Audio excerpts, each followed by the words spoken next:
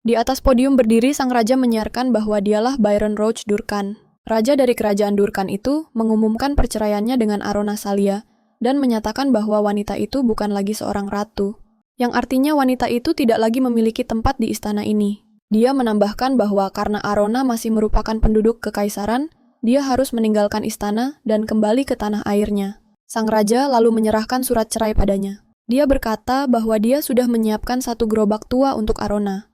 Raja itu lalu melemparkan perkamen itu ke arahnya, sambil berkata bahwa mungkin Arona bisa tetap tinggal di istana jika dia mau mengemis pada Yang Mulia Kaisar. Gulungan itu jatuh tepat di kepala gadis yang sedang menunduk itu. Arona hanya bisa mendengarkan semua ucapan yang keluar dari mulut mantan suaminya, bahwa tentu saja dia tidak suka fakta bahwa ada darah kekaisaran yang mengalir di tubuh Arona, tapi dia bisa berbaik hati menerimanya kembali. Seorang gadis muda bernama Lydia Astia datang ke prosesi perceraian itu. Dia berkata bahwa dia mabuk perjalanan hanya karena berbicara saja. Apalagi jika harus naik gerobak yang membawanya kemari. Dia adalah putri dari Count Astia, orang terkaya di kerajaan, dan bekerja sebagai pelayan pribadi permaisuri Arona. Gadis itu tinggal di istana karena statusnya sebagai pelayan pribadi. Meskipun tidak memiliki darah bangsawan, dia segera menjadi kekasih sang raja. Sebuah hubungan yang bahkan tidak coba dia sembunyikan. Kekasih barunya itu memegang tangan sang raja dengan erat sambil berkata kalau dia tahu situasinya. Tapi karena sangat khawatir, dia pun datang. Byron lalu memberikan perhiasan istimewa pada kekasihnya itu. Sebuah tiara perak buatan tangan yang elegan dihiasi dengan berlian hitam, yang warnanya lebih gelap dari kedalaman lautan dan lebih terang dari cahaya rembulan. Perhiasan itu adalah satu set dengan mahkotanya. Permata yang menghiasi tiara itu adalah mahar dari mantan ratu. Tidak ada yang menyangka tindakan seperti itu dari sang raja, karena Arona memiliki nama paling mulia di kekaisaran. Dia adalah satu-satunya pewaris dari seluruh kekuasaan, Arona Saldecazion. Rakyat kerajaan merasa kasihan padanya, karena dia harus menerima kabar dan surat cerai dengan cara yang begitu memalukan.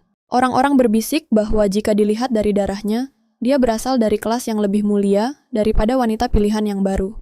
Banyak yang percaya bahwa dia hanyalah seorang mantan ratu, dan semua keluarga harus menundukkan kepala di hadapan penguasa, yang berarti tidak ada gunanya merasa kasihan padanya. Pasangan yang berdiri di belakangnya sedang berdiskusi bahwa di keluarga kekaisaran perceraian seperti ini dianggap memalukan, dan dia harus kembali dan menghabiskan sisa hidupnya bersembunyi di menara. Mereka yang hadir percaya bahwa Nona Lydia lebih cocok untuk peran sebagai penguasa. Semua orang tahu bahwa sang raja tidak mencintai istri pertamanya, dan sebagian besar berpikir bahwa dia akan menghindari perceraian demi kebaikan keluarga. Ratu Arona adalah saudara tiri dari Kaisar Lucian, penguasa seluruh benua dan keponakan dari Duke Rickle, yang disebut sebagai penguasa bagian selatan negara. Karena status gadis itu, Byron menikahinya untuk mempertahankan reputasinya sebagai penguasa dengan wilayah kecil. Pernikahan yang diatur itu berlangsung sedikit lebih dari 2 tahun. Tetapi pada akhirnya sang raja berubah pikiran karena kekasih gelapnya Lydia. Gadis itu tidak suka menyandang status sebagai wanita simpanan. Jadi sang raja memutuskan untuk memberinya gelar ratu. Tentu saja ini bukan keputusan yang mudah karena selama pernikahan mereka ada beberapa alasan untuk memulai proses perceraian. Peristiwa pertama adalah kehamilan yang tidak terduga dari kekasihnya Lydia. Setelah kejadian ini, sang ratu menjadi semakin kejam terhadap pelayan yang dibencinya itu. Pemicu terakhir yang mendorong raja mengambil langkah seperti itu adalah keyakinannya bahwa hubungannya dengan sang kaisar akan tetap baik-baik saja. Bahkan setelah perceraian, pada suatu malam utusan sang penguasa datang menemui Byron. Pria itu adalah seorang penyihir dan menyerupai patung es yang indah. Pria itu memberitahunya bahwa kaisar tidak menentang perceraian sang penguasa, karena kerajaannya sudah lebih dari sekali membuktikan kesetiaannya. Raja yang sedang berbaring di tempat tidur sempat ketakutan, tetapi setelah mendengar kabar baik itu dia kembali sadar. Dia terus mendengar bahwa mahar sang ratu hanyalah sebagian kecil dari apa yang ada di wilayah kekaisaran, dan akan menjadi bodoh jika merusak hubungan hanya karena masalah sepele seperti itu. Setelah mendengar kata-kata ini, sang raja memutuskan bahwa tidak ada gunanya menunda lebih lama lagi, karena mereka tidak akan memaksa pengembalian mahar tersebut. Teringat akan istrinya, dia menyadari kabar baik baginya adalah dia bisa menceraikannya tanpa kerugian apapun. Sekarang, Byron berdiri bersama pilihan barunya menjulang di atas mantan istrinya. Dia berkata dengan suara gembira bahwa sudah waktunya untuk mengakhiri semua ini. Padahal pada awalnya dia tidak punya keinginan seperti itu. Sang raja menambahkan bahwa jika saja wanita itu sedikit lebih pintar, semua ini tidak akan terjadi. Setelah pernikahan setiap hari, dia berpikir seandainya saja Arona turun, bahkan hanya sesaat ke level manusia biasa, dan memintanya untuk mencintainya, setidaknya sekali, maka segalanya akan berbeda. Dia dihantui oleh pikiran bahwa jika Arona seperti Lydia, yang diam-diam masuk ke kamar tidurnya dan menggodanya, maka perceraian ini tidak akan terjadi. Sang ratu selalu meninggalkannya sendirian, dan mengalah pada selirnya, karena wanita itu tidak pernah tertarik padanya. Sang raja terus berpikir bahwa dia yakin akan sikap dingin istrinya. Itu disebabkan karena wanita itu menganggapnya bukan tandingannya. Sambil memperhatikannya perlahan mengumpulkan gulungan, di lantai sang raja berkata bahwa wanita itu selalu bersikap begitu benar sampai akhir, dan dia tidak ingin lagi melihat wajahnya, tetapi akan hidup dengan tenang, mengetahui bahwa wanita itu telah kembali ke tempat asalnya. Setelah mengambil gulungan dari lantai, mantan ratu itu mengangkat wajahnya yang tampak puas untuk menatap mereka. Sambil bangkit dari lantai, dia berkata bahwa dia tidak perlu lagi menjaga sopan santun di hadapannya, yang membuat sang raja sangat malu. Sambil menegakkan tubuhnya, wanita itu tersenyum lebar dan gembira mengatakan bahwa mulai hari itu pria di hadapannya bukan siapa-siapa lagi baginya. Sang raja terkejut dengan kegembiraannya dan bertanya apa yang sedang dia pikirkan. Lalu dia mendengar jawaban bahwa mereka sekarang sudah resmi bercerai. Dia tidak mengerti mengapa wanita itu bahagia dan mengatakan bahwa dia pasti syok karena perceraian sampai kehilangan akal sehatnya. Setelah mendengarkan kekasihnya membungkuk dan berterima kasih karena semua ini telah berakhir, karena dia sudah menahan diri begitu lama selama 2 tahun ini. Mantan ratu itu membuatnya marah dengan mengatakan bahwa dialah yang menunggu sang raja mengambil inisiatif. Raja yang marah itu berteriak padanya, mengatakan bahwa wanita itu tidak mengerti situasi yang sedang dihadapinya, dan dia tidak seharusnya berani berbicara seperti itu padanya. Arona yang mengejek memberitahunya bahwa justru dialah yang tidak memahami seluruh situasinya, karena dialah yang memulai proses perceraian bukan dirinya. Sambil menatap wajahnya yang ketakutan, Arona berpikir bahwa selama 2 tahun ini, dia belum pernah melihat ekspresi seperti itu di wajah sang raja. Sang raja terus bersikeras dan mengatakan bahwa wanita itu pasti sangat syok, dan dia merasa bahwa wanita itu masih belum sadar akan kenyataan. Wanita itu menoleh ke kerumunan, dan memanggil Bel memintanya untuk maju, dan menyampaikan titah kaisar kepada sang raja. Para penjaga yang mengawal aula upacara itu pun berdiri siaga, dan mengira gadis itu sudah gila karena syok, tapi tiba-tiba angin kencang bertiup di aula. Semua orang di ruangan itu ketakutan dengan kemunculan pemuda itu yang begitu tiba-tiba. Pemuda itu memiliki kulit seputih salju, rambut hitam legam, dan mata berwarna perak yang seolah menyerap semua yang ada di sekitarnya. Wajah sempurna ciptaan para dewa. Begitu asapnya menghilang, sang raja langsung menyadari orang seperti apa yang telah muncul secara tak terduga itu. Dia adalah utusan kaisar yang pernah mendatanginya suatu malam dengan kabar baik. Karena ketakutan, sang raja berteriak menanyakan mengapa utusan kaisar datang menemui mereka pada saat seperti ini. Lalu dia mendengar jawaban bahwa dia diperintahkan untuk datang. Pemuda itu menambahkan bahwa dia sendiri bukanlah utusan ataupun asisten kaisar, dan bertanya apakah mereka tidak mendengar sang permaisuri memanggilnya sebagai kekasih baru sang raja. Sang raja bertanya permaisuri mana yang dia maksud. Bel memberitahu mereka bahwa Kaisar Lucian Kation telah mangkat dan dia datang untuk mengabarkan kematiannya. Sang raja terkejut mendengar berita itu dan berkata bahwa belum lama ini sang penguasa masih dalam keadaan baik-baik saja. Sejak zaman dahulu kala kekaisaran berada di tangan dinasti Kaishan, dan kaisar muda itu tidak memiliki ahli waris. Para pesaing takhta adalah pangeran kedua, Aryan Kaishan, dan saudari tiri dari mendiang Kaisar Arona Kaishan. Sang raja bertanya apakah pangeran kedua yang menggantikan posisi kaisar. Lalu dia mendapat jawaban bahwa sayangnya pangeran kedua juga telah tiada, karena mereka berdua diserang. Byron terus berteriak bahwa mereka membicarakan omong kosong belaka. Dan siapa yang berani menyerang kaisar? Gadis itu memberitahunya bahwa pemuda yang datang adalah seorang penyihir dari keluarga kekaisaran yang datang secara pribadi untuk memberitahunya tentang kematian sang penguasa. Jadi berita ini benar adanya. Sang raja tidak bisa mempercayai semua yang dikatakan dan tidak tahu harus berbuat apa. Jika ini ternyata benar, Kaisar Lucian tidak punya masalah khusus dengan siapapun, dan kesehatannya pun sangat baik padahal baru beberapa tahun berlalu, sejak awal masa pemerintahannya.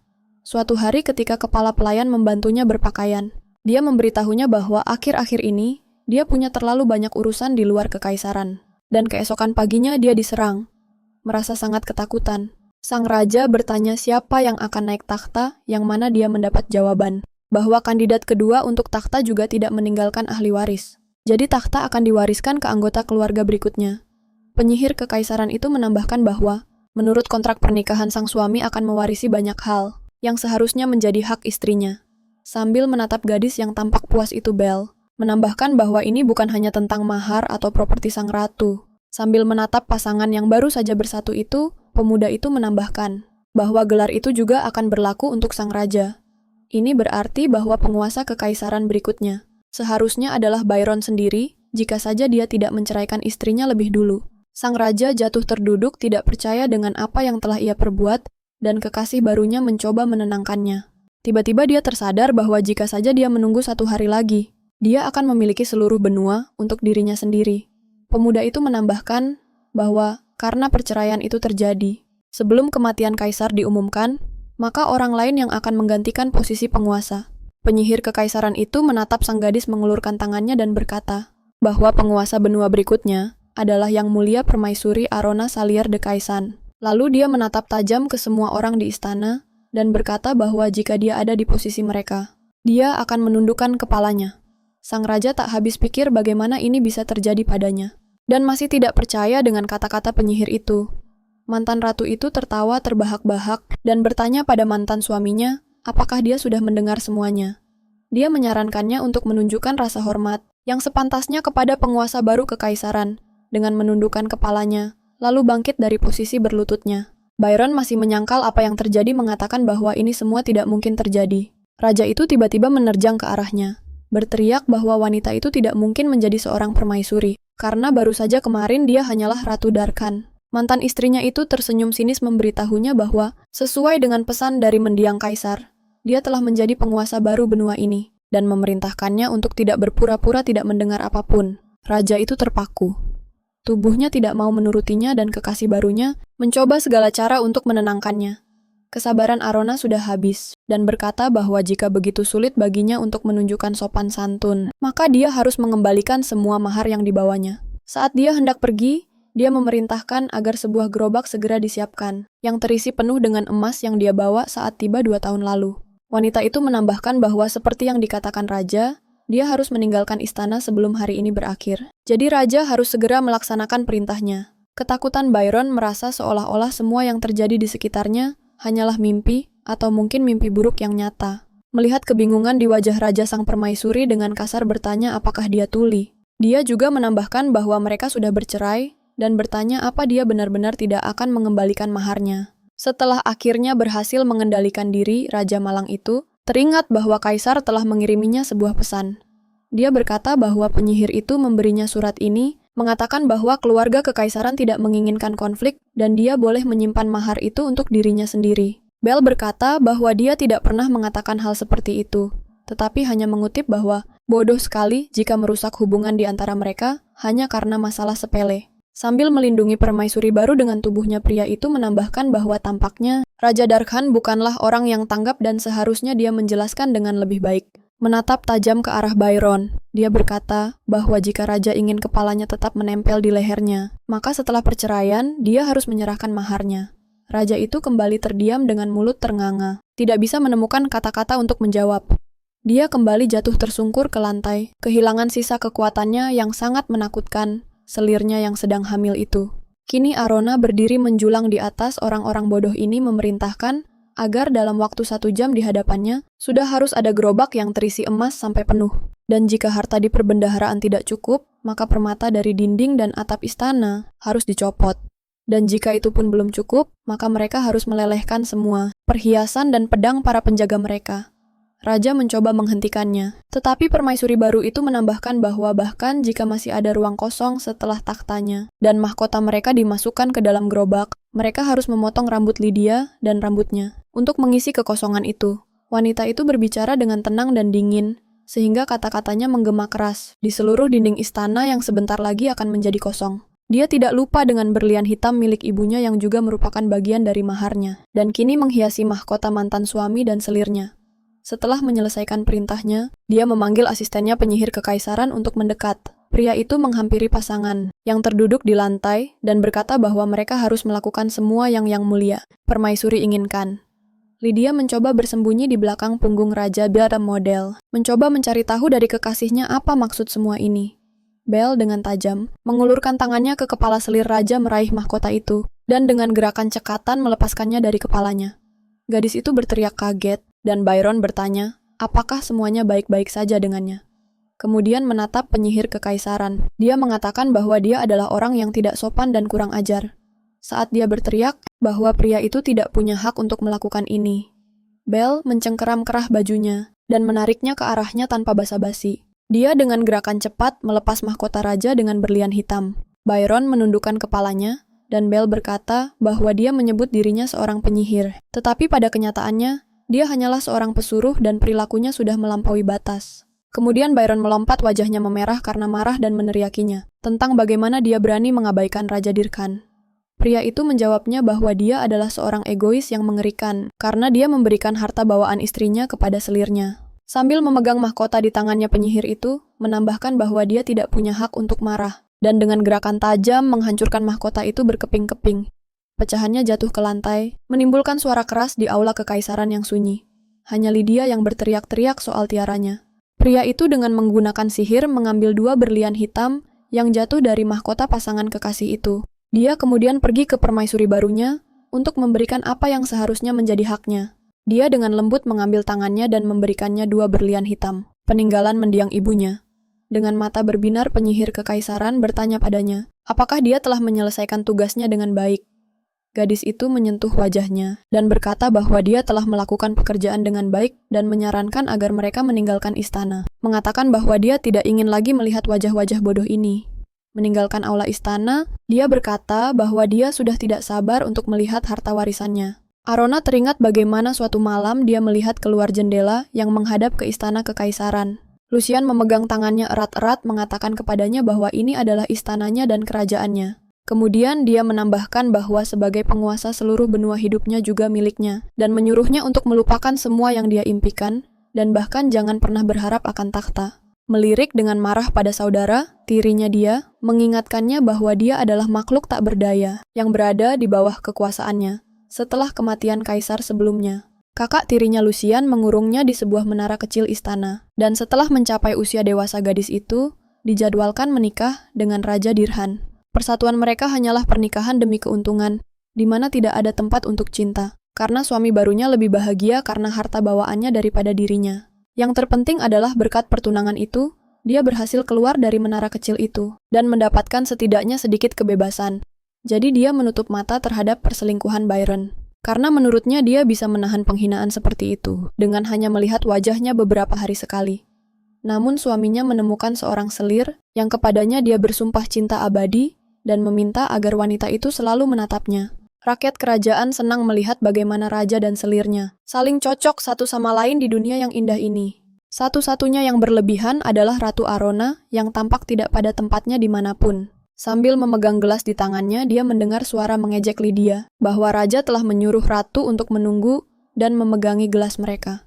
Sambil bergelayut manja padanya, selir itu berkata bahwa dia telah berjanji untuk berdansa pertama dengannya. Sambil mengejek istrinya, Byron teringat akan tarian yang dijanjikan oleh kekasih barunya. Dia menambahkan kalau istrinya harus memegang gelas anggur mereka dan menunggu sebentar. Sambil tersenyum licik, sang raja berkata, kalau dia bahkan tidak menyangka wanita itu akan benar-benar berdiri di sana sambil memegang gelas-gelas itu, karena biasanya dia tidak bisa dipaksa melakukan apapun begitu saja. Sang selir menimpali, kalau kemungkinan besar sang ratu tidak tahu bahwa yang mulia membenci minuman hangat sejak kecil dan ratu harus mendinginkannya.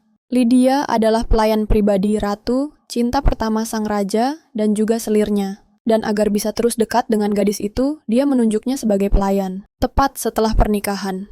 Setelah memberikan gelas itu kepada seorang pelayan, Arona berkata kalau dia merasa tidak enak badan dan karena itu akan pergi beristirahat. Kekasih baru suaminya itu berkata bahwa sang ratu sebaiknya tidak berpikir kalau mereka jijik dengan kehadirannya. Tetapi jika dia memang mau, dia boleh pergi.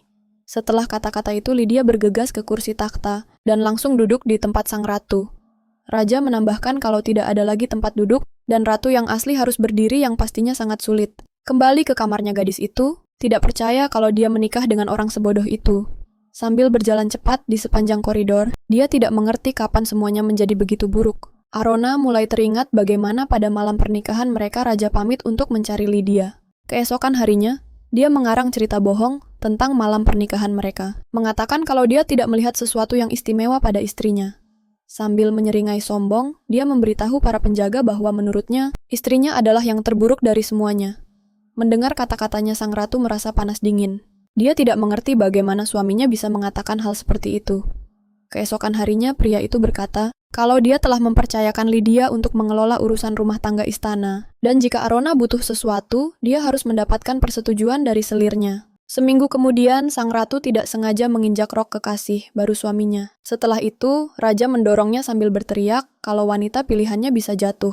Sesampainya di kamar gadis itu, mencoba menyingkirkan kenangan-kenangannya, menyadari kalau pria itu memang sudah bodoh sejak awal, dan akan tetap seperti itu sampai akhir hayatnya. Tapi, dia siap menahan semua ejekan dan hinaan asal tidak kembali ke menara kecil itu.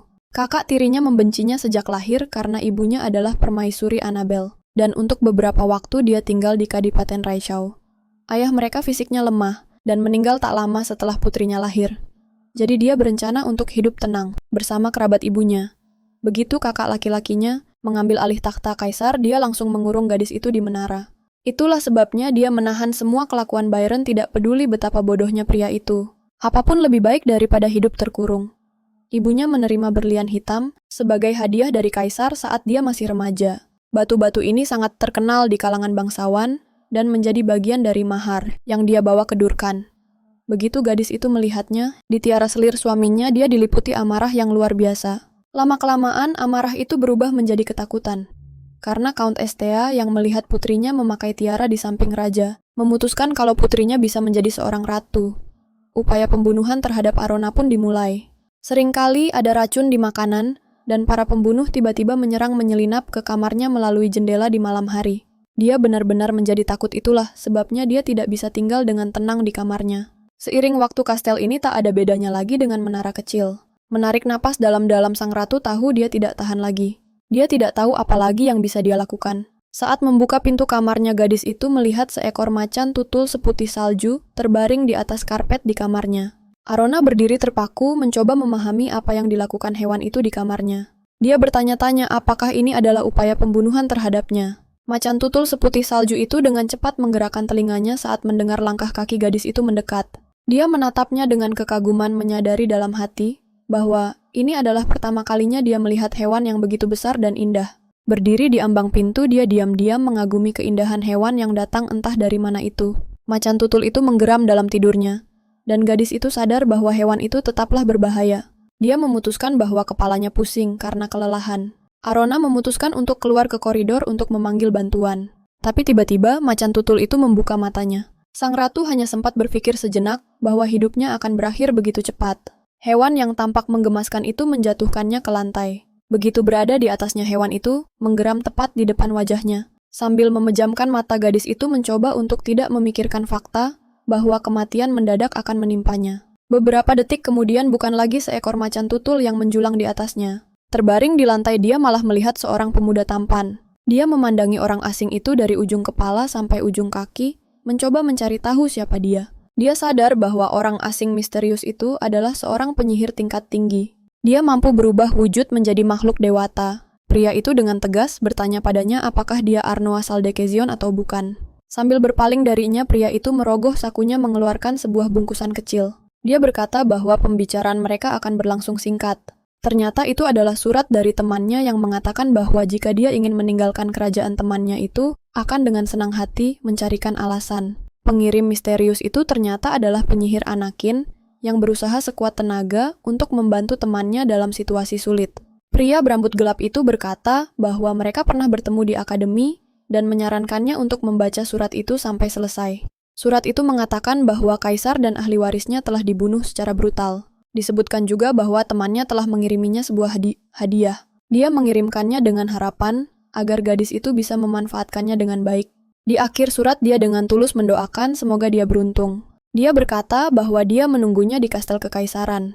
Tangan gadis itu gemetar saat mengetahui bahwa kedua saudara tirinya telah tewas. Ini berarti suaminya yang bodoh itu bisa merebut takhta kaisar. Terduduk di kursi, gadis itu tidak percaya bahwa kedua pewaris takhta itu meninggal begitu tak terduga. Dari anggota keluarga kekaisaran dalam garis keturunan, langsung hanya dia yang tersisa.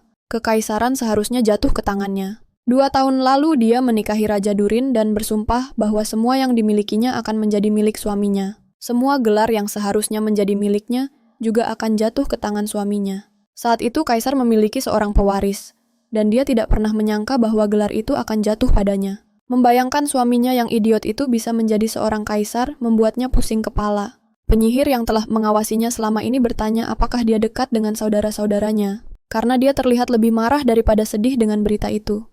Gadis tersebut meminta maaf padanya, sambil mengatakan bahwa kepalanya sedang dipenuhi terlalu banyak pikiran saat ini. Baginya masih menjadi sebuah misteri hadiah apa yang telah disiapkan temannya untuknya. Karena tidak menemukan jawaban, dia memutuskan untuk bertanya kepada si pembawa pesan tentang hadiah, apa yang dimaksud dalam surat Anakin.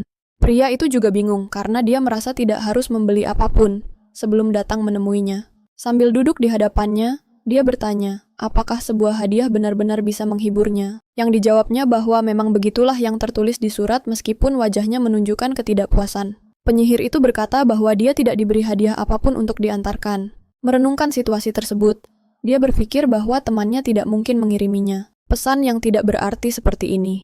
Sambil menatap penyihir kuat di hadapannya si orang asing itu, dia bertanya mengapa pria itu datang ke kerajaan, dan dia pun mendengar jawaban bahwa orang baik memenuhi permintaan teman-temannya. Sang ratu tertegun dengan frasa orang baik, karena jika percaya pada kata-kata Anakin, maka tidak ada penyihir di akademi yang bisa disebut baik. Untuk mendapatkan sesuatu sebagai penyihir, mereka harus membayar harga yang sangat mahal. Penyihir itu mulai berkata bahwa dia punya alasannya sendiri, yang kemudian ditebak oleh sang gadis bahwa dia pasti membuat taruhan. Tebakannya sangat tepat sasaran karena wajah pria itu sampai berkeringat, karena tidak mengerti bagaimana gadis itu bisa menebaknya dengan begitu cepat. Arona terus mengamati pria yang duduk di hadapannya, sambil mengingat semua cerita tentang para penyihir yang pernah dia dengar dari temannya. Gadis itu ingat bahwa jika seseorang memanggil seorang penyihir dengan nama lengkapnya dan menawarkan taruhan, maka si penyihir harus setuju. Ini adalah aturan penyihir yang tidak bisa diganggu-gugat, tapi tentu saja taruhannya bukanlah perkara yang mudah. Meskipun nama para penyihir itu panjang dan membingungkan, bahkan jika seseorang berhasil mengatasi kesulitan ini dan membuat taruhan, kebanyakan dari mereka akan kalah taruhan yang mengakibatkan mereka mati atau kehilangan sesuatu. Temannya bukanlah orang yang bisa dengan mudah mengambil nyawa seseorang dan membuat taruhan yang mustahil. Sambil memikirkan surat itu, sang ratu bertanya, mengapa temannya membuat taruhan dengan penyihir itu? Pria itu menjawab bahwa dia tidak tahu dan bertanya apa pendapatnya tentang hal itu.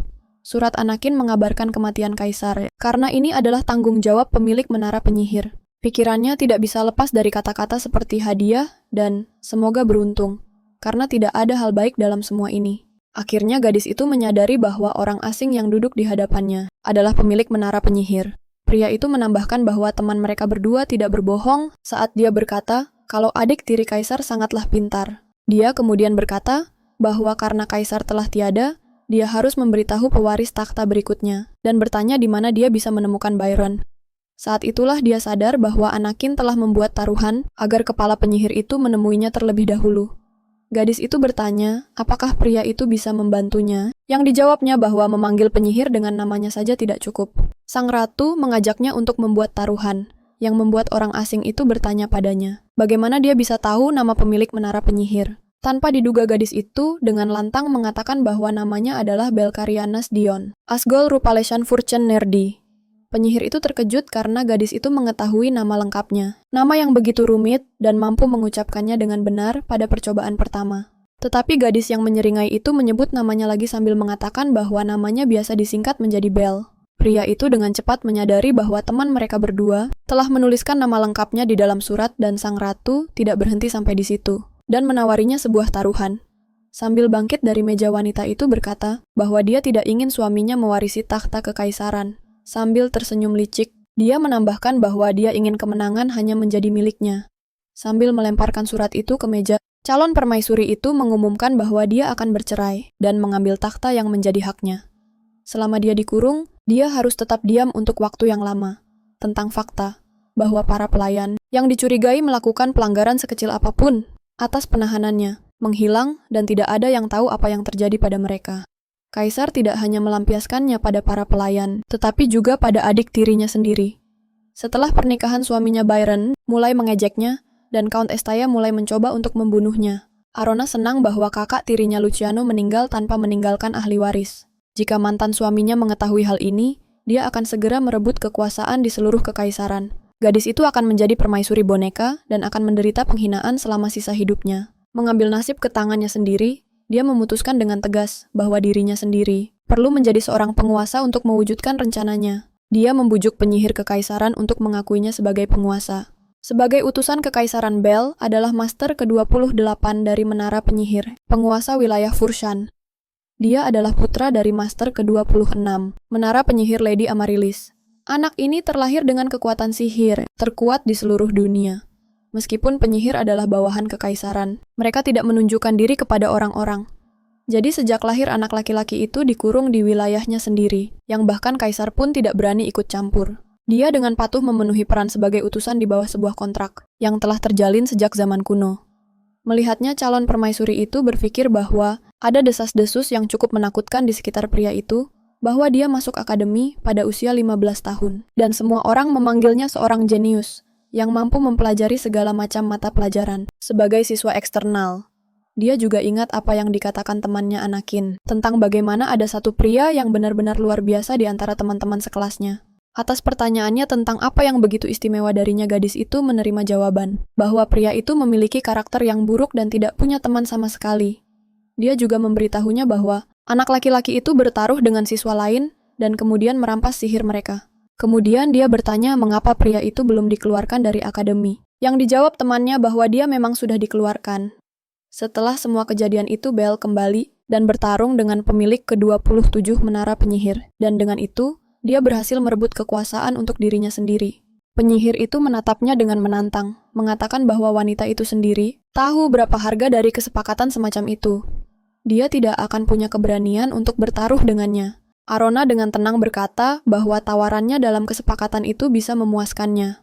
Pria itu berpikir bahwa tidak ada ketakutan di wajahnya, tetapi karena wanita itu tahu namanya, dia jelas sudah akrab dengan desas-desus yang mengelilinginya. Wanita itu memberitahunya bahwa dia menawarkan jiwanya sebagai imbalan untuk menyegel kesepakatan itu. Pria itu bertanya padanya apakah dia mengerti bagaimana jiwa dikeluarkan dari seseorang. Gadis itu berkata bahwa penyihir mengambil setengah dari kehidupan seseorang dan menciptakan sebuah batu berharga, tetapi jiwa itu harus ditawarkan atas kemauan sendiri. Setiap orang mengandung sepotong kecil sihir, tetapi kekuatan terbesar tersimpan di dalamnya. Jiwa-jiwa yang terikat dengan nama keluarga kekaisaran, dan ada desas-desus bahwa para penyihir bisa menggunakan mereka sebagai sumber kekuatan sihir. Bel mengatakan padanya bahwa bahkan jika dia setuju untuk menyerahkan jiwanya, dia tetap tidak akan bisa menjadi permaisuri. Semua pembawa pesan yang mengumumkan kematian kaisar terikat oleh sihir dan mereka tidak bisa membunuh kaisar berikutnya, menyakitinya dengan sihir atau berbohong. Dia juga menambahkan bahwa meskipun dia menyukai tawarannya, mereka tidak akan bisa bertaruh karena dia tidak berurusan dengan orang yang tidak bisa membayar. Sambil menyeringai, sang ratu bertanya, apakah dia punya batasan waktu untuk mengumumkan kematian kaisar. Sambil menopang dagu dengan tangannya, pria itu berkata bahwa dia sudah bosan dengan semuanya dan ingin menyelesaikan semuanya dengan cepat. Penyihir kekaisaran itu mengatakan bahwa jika insiden ini sampai terdengar dari sumber lain, reputasinya yang berharga akan hancur. Arona memintanya untuk memberinya waktu sebulan saja, dan selama periode itu, dia tidak boleh memberitahu Byron tentang kematian kaisar. Setelah bertanya apa rencananya, Bel mendapat jawaban bahwa Arona akan menceraikan suaminya dalam waktu tersebut. Kemudian Arona menambahkan bahwa jika dia menceraikan sang raja, dia akan bisa mendapatkan hak atas takhta. Jika tidak, dia akan memberikan separuh sisa hidupnya sebagai ganti permata itu. Calon permaisuri itu mengatakan bahwa jika dia menang, penyihir kekaisaran akan menjadi utusannya, dan dia harus menjalankan semua perintahnya. Pria itu yang tidak puas dengan pilihan ini, bertanya apa gunanya taruhan itu, dan karena dia bertaruh dengan pemilik menara itu sendiri, tidakkah dia menginginkan imbalan yang lebih besar? Dia menjawab bahwa itu sudah cukup baginya, jika tidak ada yang melihat harga dirinya hancur. Singkatnya, sang ratu mengatakan bahwa jika mereka bertaruh, dia harus menunda pengumuman kematian kaisar. Arona juga dengan tenang menambahkan bahwa jika Bel ingin mengambil jiwanya, dia harus membantunya untuk bertahan hidup. Sambil membayangkan bagaimana dia akan mengejek selingkuhan suaminya dengan kejam, dia mengizinkannya melakukan segala macam hal gila. Pria itu jelas menyukai tawaran ini, karena percikan ketertarikan menyala di matanya. Sambil duduk di seberangnya di meja, Bel mengatakan bahwa Arona berhasil membuatnya tertarik. Calon permaisuri itu merasa puas, karena sekarang dia punya kesempatan untuk melarikan diri dari kurungan di dalam istana. Suatu hari dia mengunjungi sebuah teater yang di atas panggungnya terjadi pertarungan sengit antara dua gadis. Si pirang menjambak rambut si gadis berambut merah sambil berteriak bahwa hanya dia yang boleh bersama raja. Sambil menangis kesakitan, gadis berambut merah itu memberitahu saingannya bahwa dia sedang mengandung anak raja, dan saat itu juga pria yang menjadi sumber pertengkaran mereka berlari ke atas panggung dan mencoba mengusir selingkuhannya. Sambil menonton seluruh pertunjukan itu, Arona berpikir bahwa masa depan dunia seni Dirkon cukup suram karena mereka membuat pertunjukan yang mengejek dirinya. Byron dan Lydia terlihat sangat menikmati pertunjukan itu, sambil bertepuk tangan untuk para aktor di atas panggung. Saat menoleh ke belakang, dia melihat Count Estea dan berpikir betapa muaknya dia dengan ambisi pria itu untuk menjadikan putrinya satu-satunya ratu. Pemilik teater yang muncul di atas panggung mengatakan bahwa semua kemiripan dengan orang dan peristiwa nyata hanyalah kebetulan semata. Sambil memperhatikan semua orang di aula mendiskusikan drama itu, Arona teringat bahwa putra di luar nikah dari Count Estea adalah orang yang bertanggung jawab atas semua drama itu. Penulis naskah drama itu pun naik ke atas panggung, membungkuk kepada penonton dan sang ratu pun sadar bahwa itu adalah dia. Raja bangkit dari tempat duduknya berjalan mendekat ke panggung, dan meminta para aktor untuk maju ke depan. Dia berterima kasih atas kerja keras mereka, dan menambahkan bahwa dia menyukai binar di mata mereka yang menatapnya kembali. Sang raja berharap bisa melihat wajah marah istrinya di sana, tetapi yang dia lihat malah ketenangan. Karena ingin mengolok-oloknya, dia bertanya adegan mana yang paling istrinya sukai. Lalu Byron mengusulkan ide yang lebih tidak masuk akal, yaitu agar istrinya memainkan peran sebagai istrinya di drama itu. Gadis malang itu rasanya ingin ditelan bumi saja, asalkan tidak perlu melihat pria itu lagi. Semua orang di aula pun memperhatikan saat sang raja mengolok-olok istrinya. Sang ratu memutuskan kalau percuma saja untuk berdebat dan meminta sang aktor yang juga penulis naskah drama itu untuk membantunya. Pria itu dengan baik hati setuju dan suaminya pun berkata bahwa sudah lama istrinya tidak berinisiatif seperti ini. Sang ratu lalu menoleh ke aktor yang bernama Rick itu dan menyuruhnya untuk mendekat. Ketika pria itu sudah berada sangat dekat dengannya, dia mulai merasa sangat canggung dan hal itu tidak luput dari pandangan sang ratu. Sang ratu dengan senyum dingin di wajahnya menyuruh pria itu untuk mendekat lagi dan mengulurkan tangannya. Dia menyentuhkan tangannya ke dada aktor muda itu dan mulai memainkan perannya sambil menggoda pria itu. Arina berkata bahwa dialah pria paling tampan di Dirkun, dan seperti inilah sosok yang sudah lama ia bayangkan dalam mimpinya. Dengan bingung, Rick berterima kasih padanya, dengan suara bergetar dan mencoba untuk sedikit mundur. Semua wanita di aula mulai berbisik-bisik di antara mereka, dan menatap ratu mereka dengan ngeri. Bahkan selir sang raja pun menatap dengan mata penuh ketakutan saat saingannya itu memainkan perannya. Sang raja sangat murka mendengar kata-kata ratu yang mengatakan bahwa aktor itu terlihat seperti bangsawan sejati, dan semua orang yang hadir harus menundukkan kepala di hadapannya. Setelah hening sejenak, sang ratu menginjak kaki Rick, mengingatkannya bahwa sekarang adalah gilirannya. Dia mengatakan padanya kalau warna ungu hanya milik para raja, dan tidak ada seorang pun yang lebih pantas selain orang yang menikah dengan anggota kerajaan. Setelah itu, gadis itu melepas cincin dengan batu ungu. Dia memasangkan cincinnya pada sang aktor, sambil berkata kalau cincin itu jauh lebih cocok untuknya daripada siapapun di antara penonton. Sambil menatapnya dengan ceria, Arina memberitahunya kalau dia bisa menganggap ini sebagai tanda simpati. Setelah itu, gadis itu berkata dengan penuh misteri bahwa di dalam drama itu namanya adalah Arina. Dia meminta maaf karena salah bicara, lalu membungkuk kepada semua yang hadir, dan mengumumkan akhir dari pertunjukan itu. Semua tamu teater menganggap kalau sang ratu sudah gila, dan sang raja menatap istrinya dengan marah. Gadis itu berkata pada sang aktor, kalau cincin safir itu adalah hadiah untuknya, dan berterima kasih atas penampilannya yang luar biasa. Melihat hadiah itu, Rick bergidik, karena warna ungu adalah warna yang melambangkan keluarga kerajaan, dan tidak ada seorang pun selain dinasti yang berkuasa yang berani memakainya. Bisik-bisik pelan mulai terdengar di seluruh aula, mengatakan kalau ratu sudah gila, dan mengira aktor itu adalah kekasih gelapnya. Mendengar perkataan semua orang di sekitarnya, pria itu memintanya untuk mengambil kembali cincin itu. Lydia mencoba menengahi mengatakan kalau aktor itu tidak mengenakan perhiasan tersebut atas kemauannya sendiri. Sambil menyentakkan tangannya dari genggaman kekasihnya, Byron berkata kalau dia tidak mau mendengar apa-apa lagi. Sambil menunjuk ke arah Rick, dia berteriak dan memerintahkan para penjaga untuk membawanya pergi saat itu juga. Aktor yang ketakutan itu berteriak memohon agar sang raja mengasihaninya karena dia tidak bersalah, dan memohon ampun. Arina menyadari kalau sang raja sedang menatapnya dengan penuh amarah, dan wajahnya memerah karena amarah. Gadis itu berpikir bahwa tidak ada gunanya menatapnya seperti itu karena tidak ada seorang pun yang berani menyentuh sang ratu. Melihat ketenangan di wajahnya, Byron dengan cepat berjalan keluar dari teater benar-benar melupakan selingkuhannya. Sang ratu merenung bahwa meskipun Lydia Estea adalah cinta pertamanya pria, itu sebenarnya hanya mencintai dirinya sendiri. Melihat sang raja menyingkirkan kekasih barunya gadis itu, menyadari bahwa dia tidak bisa mentolerir ejekan dari orang lain. Dia menyimpulkan bahwa jika hanya perasaannya yang penting baginya, lalu bagaimana dia bisa menjadi seorang penguasa? Berjalan keluar dari teater di bawah tatapan para penonton calon permaisuri itu, memikirkan apa yang telah melukai harga dirinya. Dia juga memutuskan bahwa pria itu tidak akan menceraikannya hanya karena hal ini. Dengan kepala terangkat tinggi dia berjalan keluar dari aula bangga pada dirinya sendiri, karena berhasil membuat suaminya sendiri kesal. Saat makan siang, Byron membaca koran yang memberitakan tentang aktor itu. Dikatakan bahwa dia adalah pria tertampan di Durkan, dan warna ungu sangat cocok untuknya. Raja itu melemparkan koran dengan marah berteriak keras bahwa isinya benar-benar omong kosong. Sambil menusuk daging di garpunya sang ratu, menyadari bahwa pria itu sendiri yang telah mengundangnya untuk memainkan peran ratu dalam drama tersebut. Sambil menutupi wajah dengan tangannya, dia berkata bahwa karena wanita itu menyebut dirinya istrinya, maka dia harus bersikap sepantasnya. Dia menambahkan bahwa wanita itu tidak tahu bagaimana rasanya menjadi seorang ratu meskipun dia dibesarkan di istana kekaisaran. Arona tersenyum dan dengan lembut berkomentar bahwa dia tidak mungkin melupakan hal-hal seperti itu dan selalu mengingatnya. Dengan suara yang tegas dan dingin, dia menambahkan bahwa dia seharusnya menjadi gila seperti dalam drama itu dan menyerang Lydia.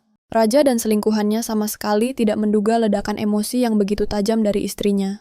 Mendengar ini, Raja melompat memukul meja dan berkata bahwa wanita itu tidak punya hak untuk menghina kekasih barunya. Lydia mencoba menenangkannya, mengatakan bahwa sang ratu hanya sedikit lebih emosional hari ini, dan dia tidak perlu memperhatikannya. Kemudian gadis itu mengambil garpu berisi daging dan berkata bahwa ini adalah hidangan favoritnya. Dia mengajak kekasihnya untuk mencobanya. Sambil memandangi cinta pertamanya, pria itu berkata bahwa dia adalah malaikat cantik yang nyata. Mengambil garpu darinya, sang raja menawari untuk menyuapinya, yang mana membuat selingkuhannya itu menutup mata dan membuka mulutnya lebar-lebar. Setelah menerima sepotong daging yang lezat, Lydia berkata bahwa hidangannya luar biasa. Setelah itu dia menatap dengan senyum sombong ke arah saingannya yang telah memperhatikan mereka selama ini.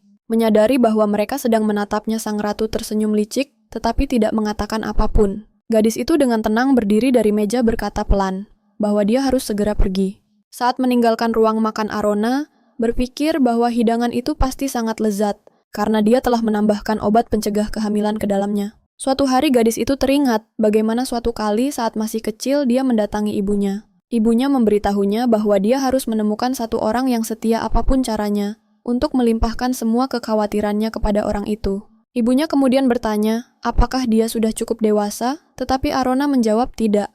Wanita itu terus bertanya, apakah dia punya banyak uang seperti paman dan ayahnya? Yang mana dia juga menjawab tidak. Sambil meletakkan jari di bibirnya, dia menyuruh gadis itu untuk mendengarkan baik-baik. Apapun yang dia putuskan, dan kemanapun dia pergi, pertama-tama dia harus menemukan seseorang. Seseorang yang menurutnya bisa membantunya jika diperlukan. Gadis itu bertanya pada ibunya, apakah dia hanya butuh satu orang? Dia mendengar jawaban iya, dan nasihat bahwa orang itu harus pintar. Sambil menepuk kepala putrinya, ibunya kemudian bertanya, apakah dia sudah cukup dewasa? Tetapi Arona menjawab tidak. Wanita itu terus bertanya, apakah dia punya banyak uang seperti paman dan ayahnya? Yang mana dia juga menjawab tidak. Sambil meletakkan jari di bibirnya, dia menyuruh gadis itu untuk mendengarkan baik-baik. Apapun yang dia putuskan, dan kemanapun dia pergi, pertama-tama dia harus menemukan seseorang yang menurutnya bisa membantunya jika diperlukan. Gadis itu bertanya pada ibunya, apakah dia hanya butuh satu orang, dan dia mendengar jawaban iya. Dan nasihat bahwa orang itu harus pintar. Ibunya menepuk-nepuk kepala putrinya. Wanita itu berkata bahwa dia bisa menyerahkan semua urusan padanya, tapi pertama-tama, dia perlu memastikan bahwa pria itu tidak akan pernah mengkhianatinya. Dia menambahkan bahwa hanya dengan cara ini, seorang gadis lemah akan bisa bertahan hidup di dunia ini. Sekarang duduk di hadapan penyihir kekaisaran, gadis itu menyadari bahwa ibunya benar. Pria itu bertanya padanya, apakah dengan logika inilah dia memilih Dr. Rudess? Sang ratu berkata bahwa untuk bertahan hidup di kerajaan yang sulit di mana banyak bahaya menantinya, dia harus menemukan seseorang yang bisa dia percayai, dan pilihannya jatuh pada orang yang telah menyelamatkannya dari racun lebih dari sekali dan merawat kesehatannya. Mengingat dokternya, dia sangat berterima kasih padanya, karena telah membantunya menahan serangan musuh-musuhnya. Dr. Rudess berada di waktu yang tepat dan di tempat yang tepat karena berkatnya sang ratu masih hidup.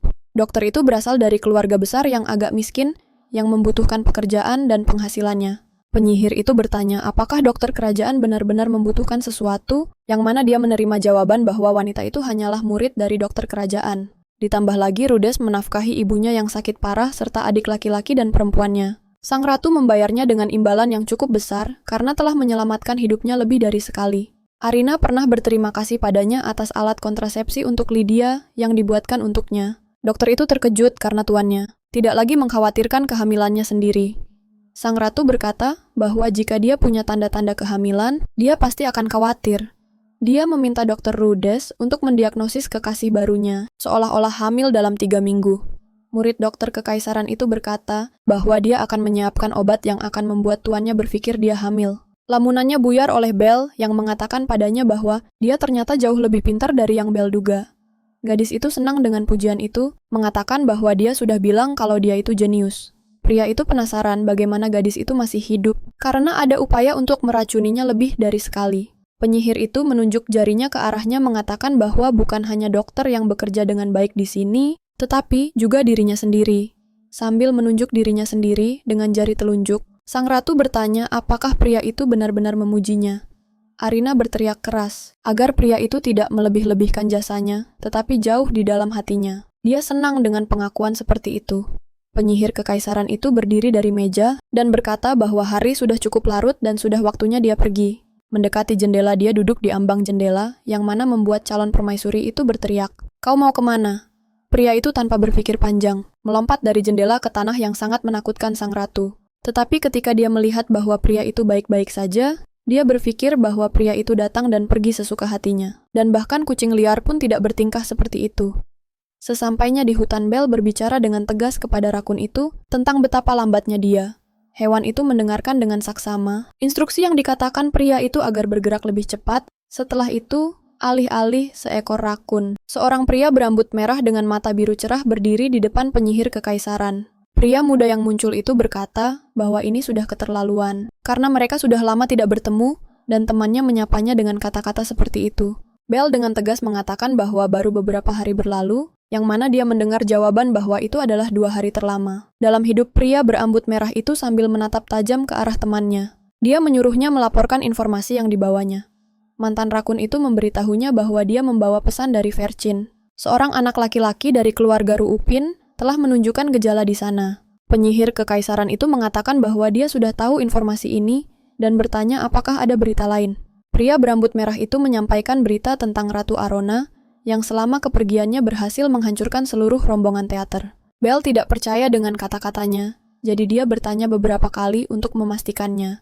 Arona telah menghancurkan seluruh rombongan aktor dalam 2 hari, dan sebagai jawaban pria itu mengangguk membenarkan. Informan itu menambahkan bahwa menurutnya gadis itu jauh lebih berbahaya daripada kelihatannya. Setelah mendengar semua berita itu, penyihir kekaisaran bertanya pada pria itu apakah dia membawa artefak yang dimaksud dan mulai mengamatinya.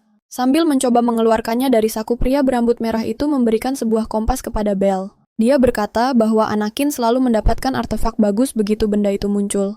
Mengambil benda itu, sang penyihir mengaktifkannya dan melihat apa yang terjadi pada rombongan teater itu. Setelah mengetahui seluruh situasinya, dia menyeringai puas jelas senang karena gadis itu begitu licik.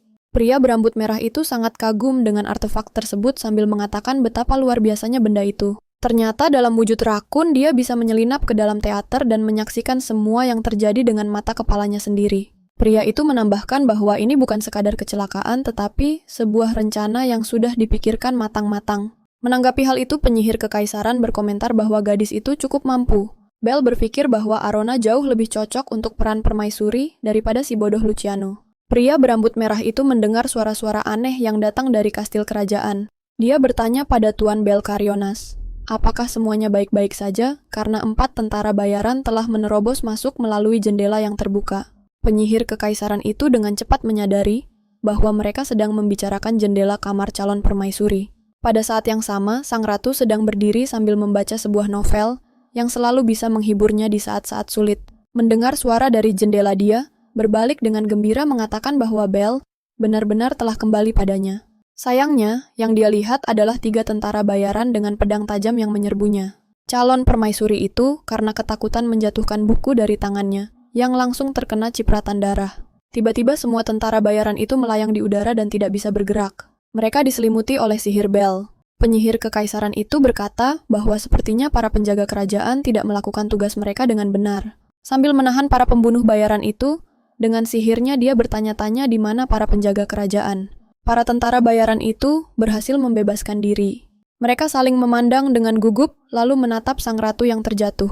Setelah menilai situasi, dua dari mereka memutuskan untuk langsung menyerang sang penyihir.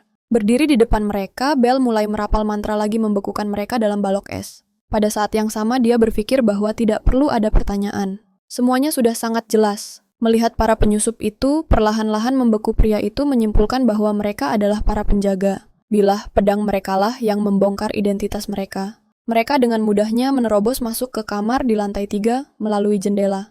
Akhirnya dia menambahkan bahwa para penjaga telah meninggalkan pos mereka malam itu untuk menyerang sang ratu. Setelah membereskan para tentara bayaran itu, Bel menyadari bahwa calon permaisuri gemetar seperti daun. Dia mendekatinya bertanya apakah dia terluka. Karena bilah pedang mereka membongkar identitas mereka dan mereka senang. Dan dengan mudah menerobos masuk ke kamar di lantai 3 melalui jendela akhirnya. Dia menambahkan bahwa para penjaga telah meninggalkan pos mereka malam itu untuk menyerang sang ratu. Setelah membereskan para tentara bayaran, Bel menyadari bahwa calon permaisuri gemetar seperti daun. Dia mendekatinya bertanya, apakah dia terluka? Sambil berpikir dalam hati tentang ratu, macam apa wanita ini, pria itu pun meraih tangannya. Pria itu mendengar bahwa Dr. Rudes akan menolongnya, tetapi ia malah memerintahkan wanita itu untuk tidak bergerak, dan dia menyembuhkannya dengan sihir penyembuhan.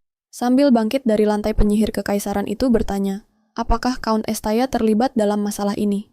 Karena demi hasrat egoisnya untuk menempatkan putrinya di atas takhta, pria itu siap melakukan apapun. Tanpa menunggu jawaban, Bel berkata bahwa akan jauh lebih mudah untuk menyingkirkan raja. Pria itu membungkuk ke arahnya dan menambahkan bahwa jika Bel membunuh raja dengan cara yang sama, seperti kedua saudara tirinya, maka semuanya akan terselesaikan dengan jauh lebih mudah. Pria itu bertanya apakah Bel tidak mau melakukannya. Bel mengatakan dia tidak bisa mengotori tangannya. Pria itu pun menerima jawaban tidak darinya. Dia bertanya, apakah Bel benar-benar mengkhawatirkan suaminya. Namun Bel memberitahunya bahwa setelah Byron tiada hak waris takhta akan jatuh ke tangan keponakannya. Sang penyihir sama sekali tidak menyangka bahwa raja yang ceroboh itu punya kerabat, apalagi seorang keponakan. Sang ratu memberitahunya bahwa jika raja meninggal dunia sebelum mereka bercerai, maka dia harus menyandang status sebagai janda mendiang raja seumur hidupnya. Bel merasa geli membayangkan seorang bocah yang punya kebiasaan buruk suka mengamuk akan menjadi kaisar. Penyihir kekaisaran itu menawarkan diri untuk menyingkirkan bocah menyebalkan berumur 10 tahun itu dari dunia. Dan setelahnya Bel langsung membekap mulutnya dengan tangan. Dia dengan suara keras memerintahkan pria itu untuk tidak menyentuh Dr. Ruth Byron atau keponakannya tanpa seizinnya. Sambil melepaskan tangannya, sang ratu menambahkan bahwa jika pria itu tidak patuh, dia akan menganggapnya sebagai pelanggaran kesepakatan. Dan pria itu sudah pasti tidak akan mendapatkan jiwanya. Pria itu tidak terlalu suka dengan syarat yang diberikan, dan dengan lantang menyatakan bahwa dia telah membuat taruhan dengannya, karena menyadari tidak ada gunanya bersaing dengan Arona. Dia setuju dengannya, tetapi menawarkan satu syarat sambil mengeluarkan sebuah kalung dari sakunya. Dia menyerahkannya pada Arona, dan wanita itu menyadari ada sebuah batu mata kucing terpasang di dalamnya. Dia bertanya mengapa pria itu memberinya barang seperti itu, lalu dia mendengar jawabannya, bahwa itu adalah artefak berpasangan yang mengandung sihir. Selama satu bagian ada pada salah satunya, maka yang lain dapat melihat dan merasakan semua yang terjadi pada pemilik pertama. Kemudian penyihir kekaisaran itu memakaikan liontin itu di leher sang calon permaisuri, sambil memerintahkannya untuk tidak melepaskannya dalam keadaan apapun. Sambil meraih tangan pria itu, Arona dengan malu-malu berterima kasih atas hadiah yang aneh tersebut. Terdengar suara gaduh dari balik pintu, dan tak lama kemudian mereka mendengar para penjaga berlari menuju ruangan. Bangkit dari lantai, Arona menyadari bahwa para penjaga baru sadar setelah waktu yang cukup lama. Karena takut pria itu akan terlihat, dia menyuruhnya untuk berubah wujud menjadi sesuatu dan bersembunyi. Sedetik kemudian beberapa penjaga menerobos masuk ke kamar ratu dan bertanya apakah Yang Mulia baik-baik saja. Sang ratu menatap para penjaga itu dengan dingin, tatapannya seolah-olah mengutuk mereka dengan segenap jiwanya. Para penjaga jelas tidak menyangka bahwa ratu mereka bisa selamat dari serangan seperti itu. Tetapi sambil mencoba terlihat tenang, mereka mengatakan bahwa mereka telah menemukan jejak penyusup di dekat jendelanya. Arona menatap mereka tajam dan dengan tegas berkata bahwa dia baik-baik saja, tetapi entah kenapa menurutnya para penjaga itu benar-benar tidak becus dalam menjalankan tugas mereka. Tiba-tiba semua orang mendengar suara yang aneh. dan para penjaga dengan cepat mulai menghunus pedang dari sarungnya. Sang ratu mencoba menghentikan mereka sambil berteriak bahwa itu hanyalah suara burung di balkon. Semua orang di ruangan itu berbalik ke arah suara misterius tersebut, dan mereka terkejut sekaligus senang melihat siapa yang mengeluarkan suara-suara itu. Di depan mereka di atas karpet duduk seekor anak kucing kecil berbulu halus, yang warnanya seperti macan tutul salju. Di bagian lain kekaisaran, sebuah kastel sedang direbut dalam pertempuran yang diikuti oleh Roxana. Tunangannya disandera, dan mereka mencoba memaksanya meninggalkan benteng yang terkepung itu. Tuntutan para ksatria itu sederhana. Jika dia tidak ingin mereka membunuh tunangannya, sebaiknya dia mempertimbangkan syarat-syarat perjanjian damai. Gadis berambut merah itu menatap semua yang terjadi di sekitarnya dengan serius. Dengan ekspresi dingin, dia menarik tali busurnya dan mengarahkannya tepat ke tunangannya pria yang sedang disandera itu. Pria itu memintanya untuk berpikir baik-baik dan menyelamatkannya. Anak panah yang dia lepaskan melesat lurus ke lehernya, menyebabkan tunangannya tewas seketika. Selama ini para ksatria yang menahan pria itu berpikir kalau wanita itu benar-benar gila jika bisa membunuh kekasihnya sendiri dengan begitu mudah. Roxana menatap tajam semua orang dan memerintahkan para ksatrianya untuk menghabisi semua orang di kastel ini. Setelah kembali ke kastel Roxana, langsung menemui ayahnya, Adipati Agung Asilia yang memberitahunya bahwa mereka tidak akan menerima usulan perjanjian damai. Sambil duduk di hadapannya, gadis itu menjawab bahwa orang-orang bodoh itu tidak mengerti apa-apa dan meraih segelas anggur. Sambil mengangkat gelas ke bibirnya, dia meminta ayahnya untuk mencarikannya tunangan yang lebih baik dari si idiot itu. Asilia meyakinkannya bahwa dia tidak perlu khawatir dan ayahnya akan melakukan segalanya dengan cara terbaik. Roxana bertanya bagaimana serangan terhadap Kaisar Lucian berjalan dan kapan kakaknya akan naik takhta. Sambil meletakkan gelasnya, sang ayah berkata bahwa dia baru saja ingin membicarakan hal itu dengannya, karena semuanya jadi berantakan. Dia mengatakan bahwa si bocah Aryan juga ikut mati. Mereka tidak memperhitungkan fakta bahwa dia akan begitu bodoh, sampai menelan makanan beracun. Roxana menggenggam gelasnya lebih erat, mengatakan bahwa ini tidak mungkin terjadi yang dijawab oleh ayahnya, bahwa memang itulah yang terjadi. Sambil melompat dari sofa, dia berteriak kencang bahwa mereka sudah merencanakan semuanya dengan matang. Beraninya dia mati sekonyol itu, Asilia memintanya untuk tenang dan mengatakan bahwa ini hanyalah kesalahpahaman kecil, dan mereka hanya perlu sedikit menyesuaikan rencananya karena satu orang bodoh di takhta akan digantikan oleh orang bodoh lainnya, dan mereka tidak perlu khawatir. Setelah berhasil mengendalikan dirinya, putrinya menyadari bahwa hak atas takhta sekarang akan jatuh ke tangan Raja Durkan. Ayahnya setuju dengannya, mengatakan bahwa Putri Kaisar Aron telah melepaskan semua hak istimewanya 2 tahun yang lalu, tetapi sekarang dia harus menjadi kaisar wanita. Dia menambahkan bahwa wanita itu tidak akan pernah bisa dibandingkan dengan putrinya, karena dia hanyalah seorang gadis yang lemah dan lembut. Sambil menatap dirinya di cermin Roxana, berpikir tentang siapa sebenarnya putri mendiang kaisar itu. Dia tidak berpikir kalau wanita itu begitu lemah. Sambil mendekati putrinya Asilia, menyuruhnya untuk ingat bahwa dia adalah putrinya, dan darahnya mengalir di dalam dirinya. Sambil menatapnya di cermin, dia berkata bahwa Roxana adalah gadis paling hebat di seluruh benua dan layak menjadi kaisar wanita di masa depan. Dengan suara pelan, pria itu berkata bahwa hubungan darah langsung tidak diperlukan untuk pewarisan, karena keluarga asiler mereka pada dasarnya jauh lebih mulia daripada keluarga kekaisaran. Ayahnya membayangkan bahwa takhta yang tidak bisa dia dapatkan pasti akan jatuh ke tangan putrinya. Gadis berambut merah itu berpikir bahwa pemilik menara pasti telah menyampaikan sebuah pesan, dan Raja Dairhan akan segera mendengar beritanya. Pria itu memastikan bahwa kemungkinan besar Byron sudah tahu tentang segalanya, tapi dia tidak bisa membayangkan betapa sulitnya duduk di atas takhta. Sambil menyentuh bayangannya di cermin, Roxana berkata bahwa dia harus membuat si bodoh Byron itu mengerti apa perbedaan antara raja dan kaisar, dan di tangan siapa kekuatan yang sebenarnya berada. Di bagian lain kekaisaran, di kerajaan Dairhan, 3 pelayan sedang mendiskusikan sebuah insiden yang terjadi di teater. Salah satu dari mereka menduga bahwa sang ratu tergila-gila pada Riktabian. Gadis kedua berkata bahwa tidak ada yang tahu emosi apa yang tersembunyi di balik wajahnya yang sombong itu. Lydia mendengarkan mereka dengan saksama, dan di akhir percakapan mereka, dia menambahkan bahwa itu hanyalah rumor jahat. Dia berkata bahwa sang ratu masih belum mengerti cara bersikap di kerajaan mereka, dan bahwa mereka sebagai pelayan harus mengajarinya perilaku yang pantas. Pintu rumah kaca terbuka. Sang nona menoleh ke arah suara itu, berpikir siapa yang berani masuk ke rumah kacanya. Arona menghampiri mereka, menanyakan bagaimana mereka bisa menikmati upacara minum teh tanpa kehadirannya. Semua orang, kecuali Lydia, bangkit dari tempat duduk mereka untuk menyambut sang ratu. Saat dia masuk, sang nona berkata bahwa Yang Mulia akhirnya memutuskan untuk bergabung dengan mereka. Dia juga menambahkan bahwa sang ratu bisa saja memberitahu mereka, dan bertanya mengapa dia membuka pintu dengan tangannya sendiri. Arona menjawab bahwa dia telah menerima undangan, tetapi pintunya terkunci dan dia harus membukanya sendiri. Yang dijawab bahwa kalau begitu, seharusnya dia memanggil pelayan. Calon permaisuri itu memerintahkannya untuk mengurus para pelayan yang tak tahu malu, hanya duduk-duduk di rumah kaca. Sambil duduk di kursi, sang ratu berpikir bahwa nonanya ini jelas sekali putri ayahnya, karena dia mengulangi hal yang sama, berulang-ulang. Upaya kedua orang ini untuk mempermalukannya atau membunuhnya selalu sama saja.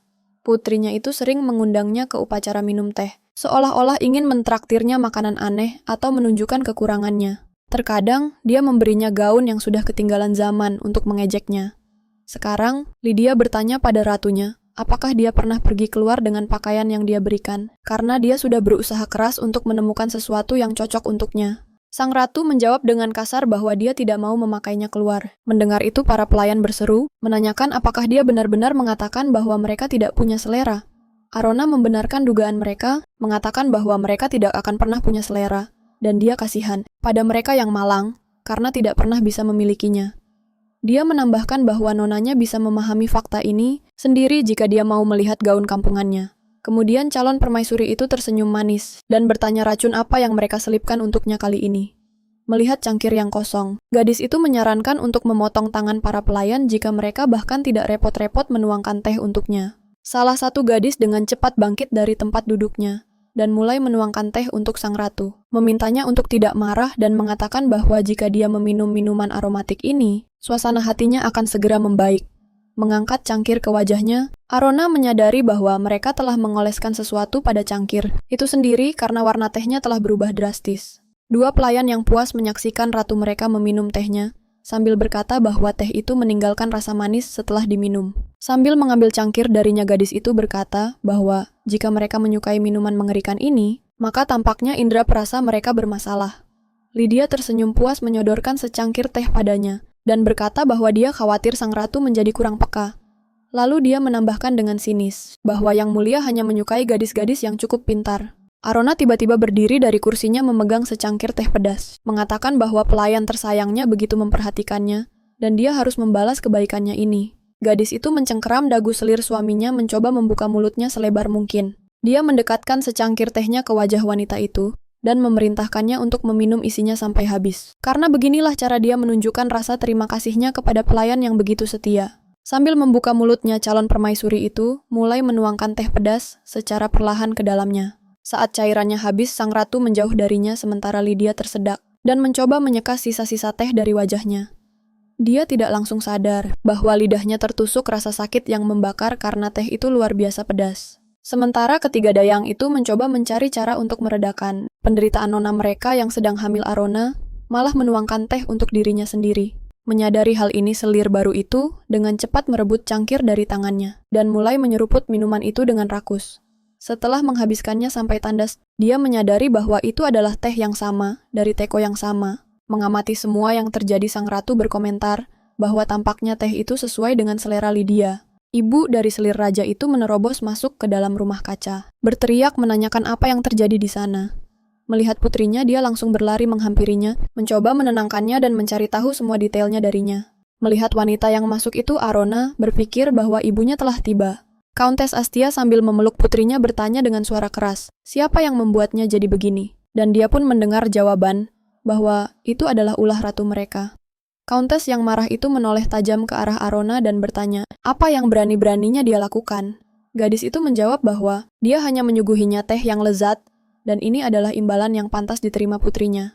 Sang ibu tidak terima dan terus berteriak bahwa Arona berbohong, tidak hanya padanya tetapi juga pada dirinya sendiri, karena dia telah memaksa putrinya minum teh. Dia mendekati Arona mengatakan bahwa seorang anggota keluarga kekaisaran seharusnya malu berperilaku seperti ini, dan karena dia telah membuat kesalahan seperti itu, maka dia harus dihukum. Sang ratu mengulurkan kedua telapak tangannya ke arah Countess untuk menerima hukumannya karena dia sudah merencanakan langkahnya. Wanita itu mengayunkan kipasnya ke atas tangan Arona dan memutuskan untuk memukulnya sekuat tenaga. Lydia menyaksikan dengan gembira saat ibunya membelanya dan menghukum saingannya.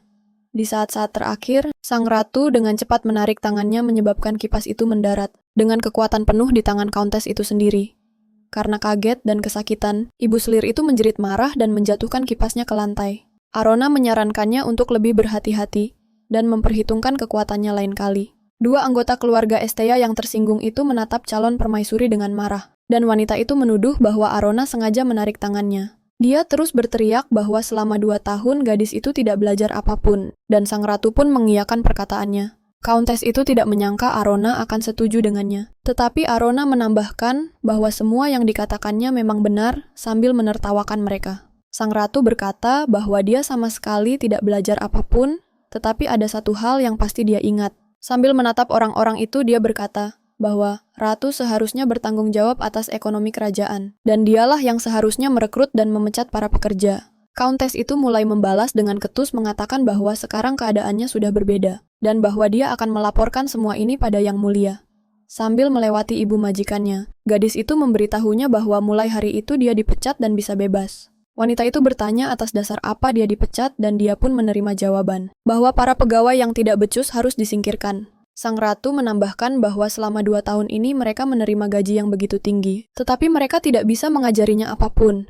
Ibu dari si kesayangan baru itu menyalahkan Rona atas segalanya yang kemudian dijawab oleh calon permaisuri itu, bahwa dia tidak pernah mengajarinya cara untuk tidak menjadi orang yang kejam. Sambil meletakkan tangan di dadanya dia bertanya, bukankah tugas seorang guru untuk mendidik muridnya dengan baik?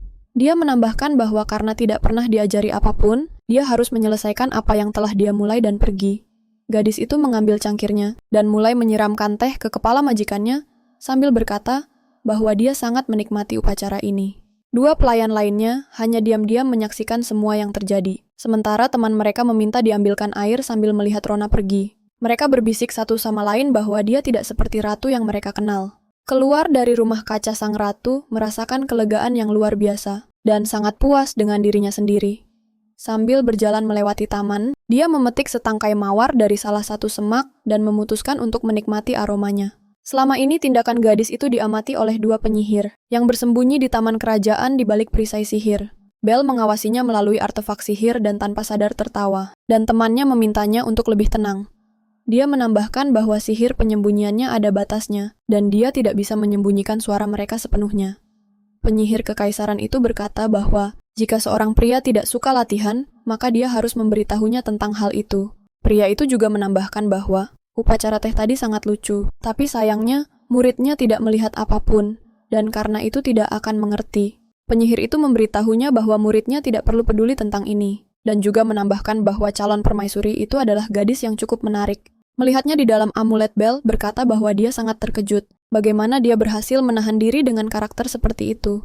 Sambil menahan kubah sihir, pria itu berbalik dan bertanya apakah dia akhirnya melawan. Dan dia pun menerima jawaban bahwa gadis itu tulus dalam tindakannya. Anak laki-laki berambut merah itu memikirkannya, dan berkata bahwa ketulusan adalah racun bagi manusia, karena banyak yang mati karenanya. Penyihir kekaisaran itu berkata bahwa sang ratu pasti punya semacam rencana tersembunyi. Muridnya bertanya apa untungnya bagi mereka yang membuat gurunya terkejut. Lalu dia menambahkan bahwa dia sangat tidak ingin memenangkan taruhan dan mengambil jiwa wanita itu untuk dirinya sendiri. Rekan itu bertanya pada Belle, apakah dia dan calon permaisuri benar-benar membuat taruhan, dan jika wanita itu bercerai penyihir itu akan menerima jiwanya. Si pemilik menara memunculkan bola sihir di sekitar muridnya dan menyuruhnya enyah, karena dia sudah menjadi sangat cerewet. Pria berambut merah itu pun melayang turun dari dahan, diselimuti sihir dari gurunya. Begitu sampai di tanah dia mendongak dengan kesal, mengutuk pria yang duduk di sana. Belle memutuskan bahwa dia akan terus melihat apa yang bisa dia hasilkan kali ini. Pada malam yang sama, Raja mencoba menghibur kekasihnya yang gemetar hebat dan menangis di bantalnya. Sang selir berbalik menghadapnya bertanya, mengapa dia tidak marah pada wanita jalang kejam ini?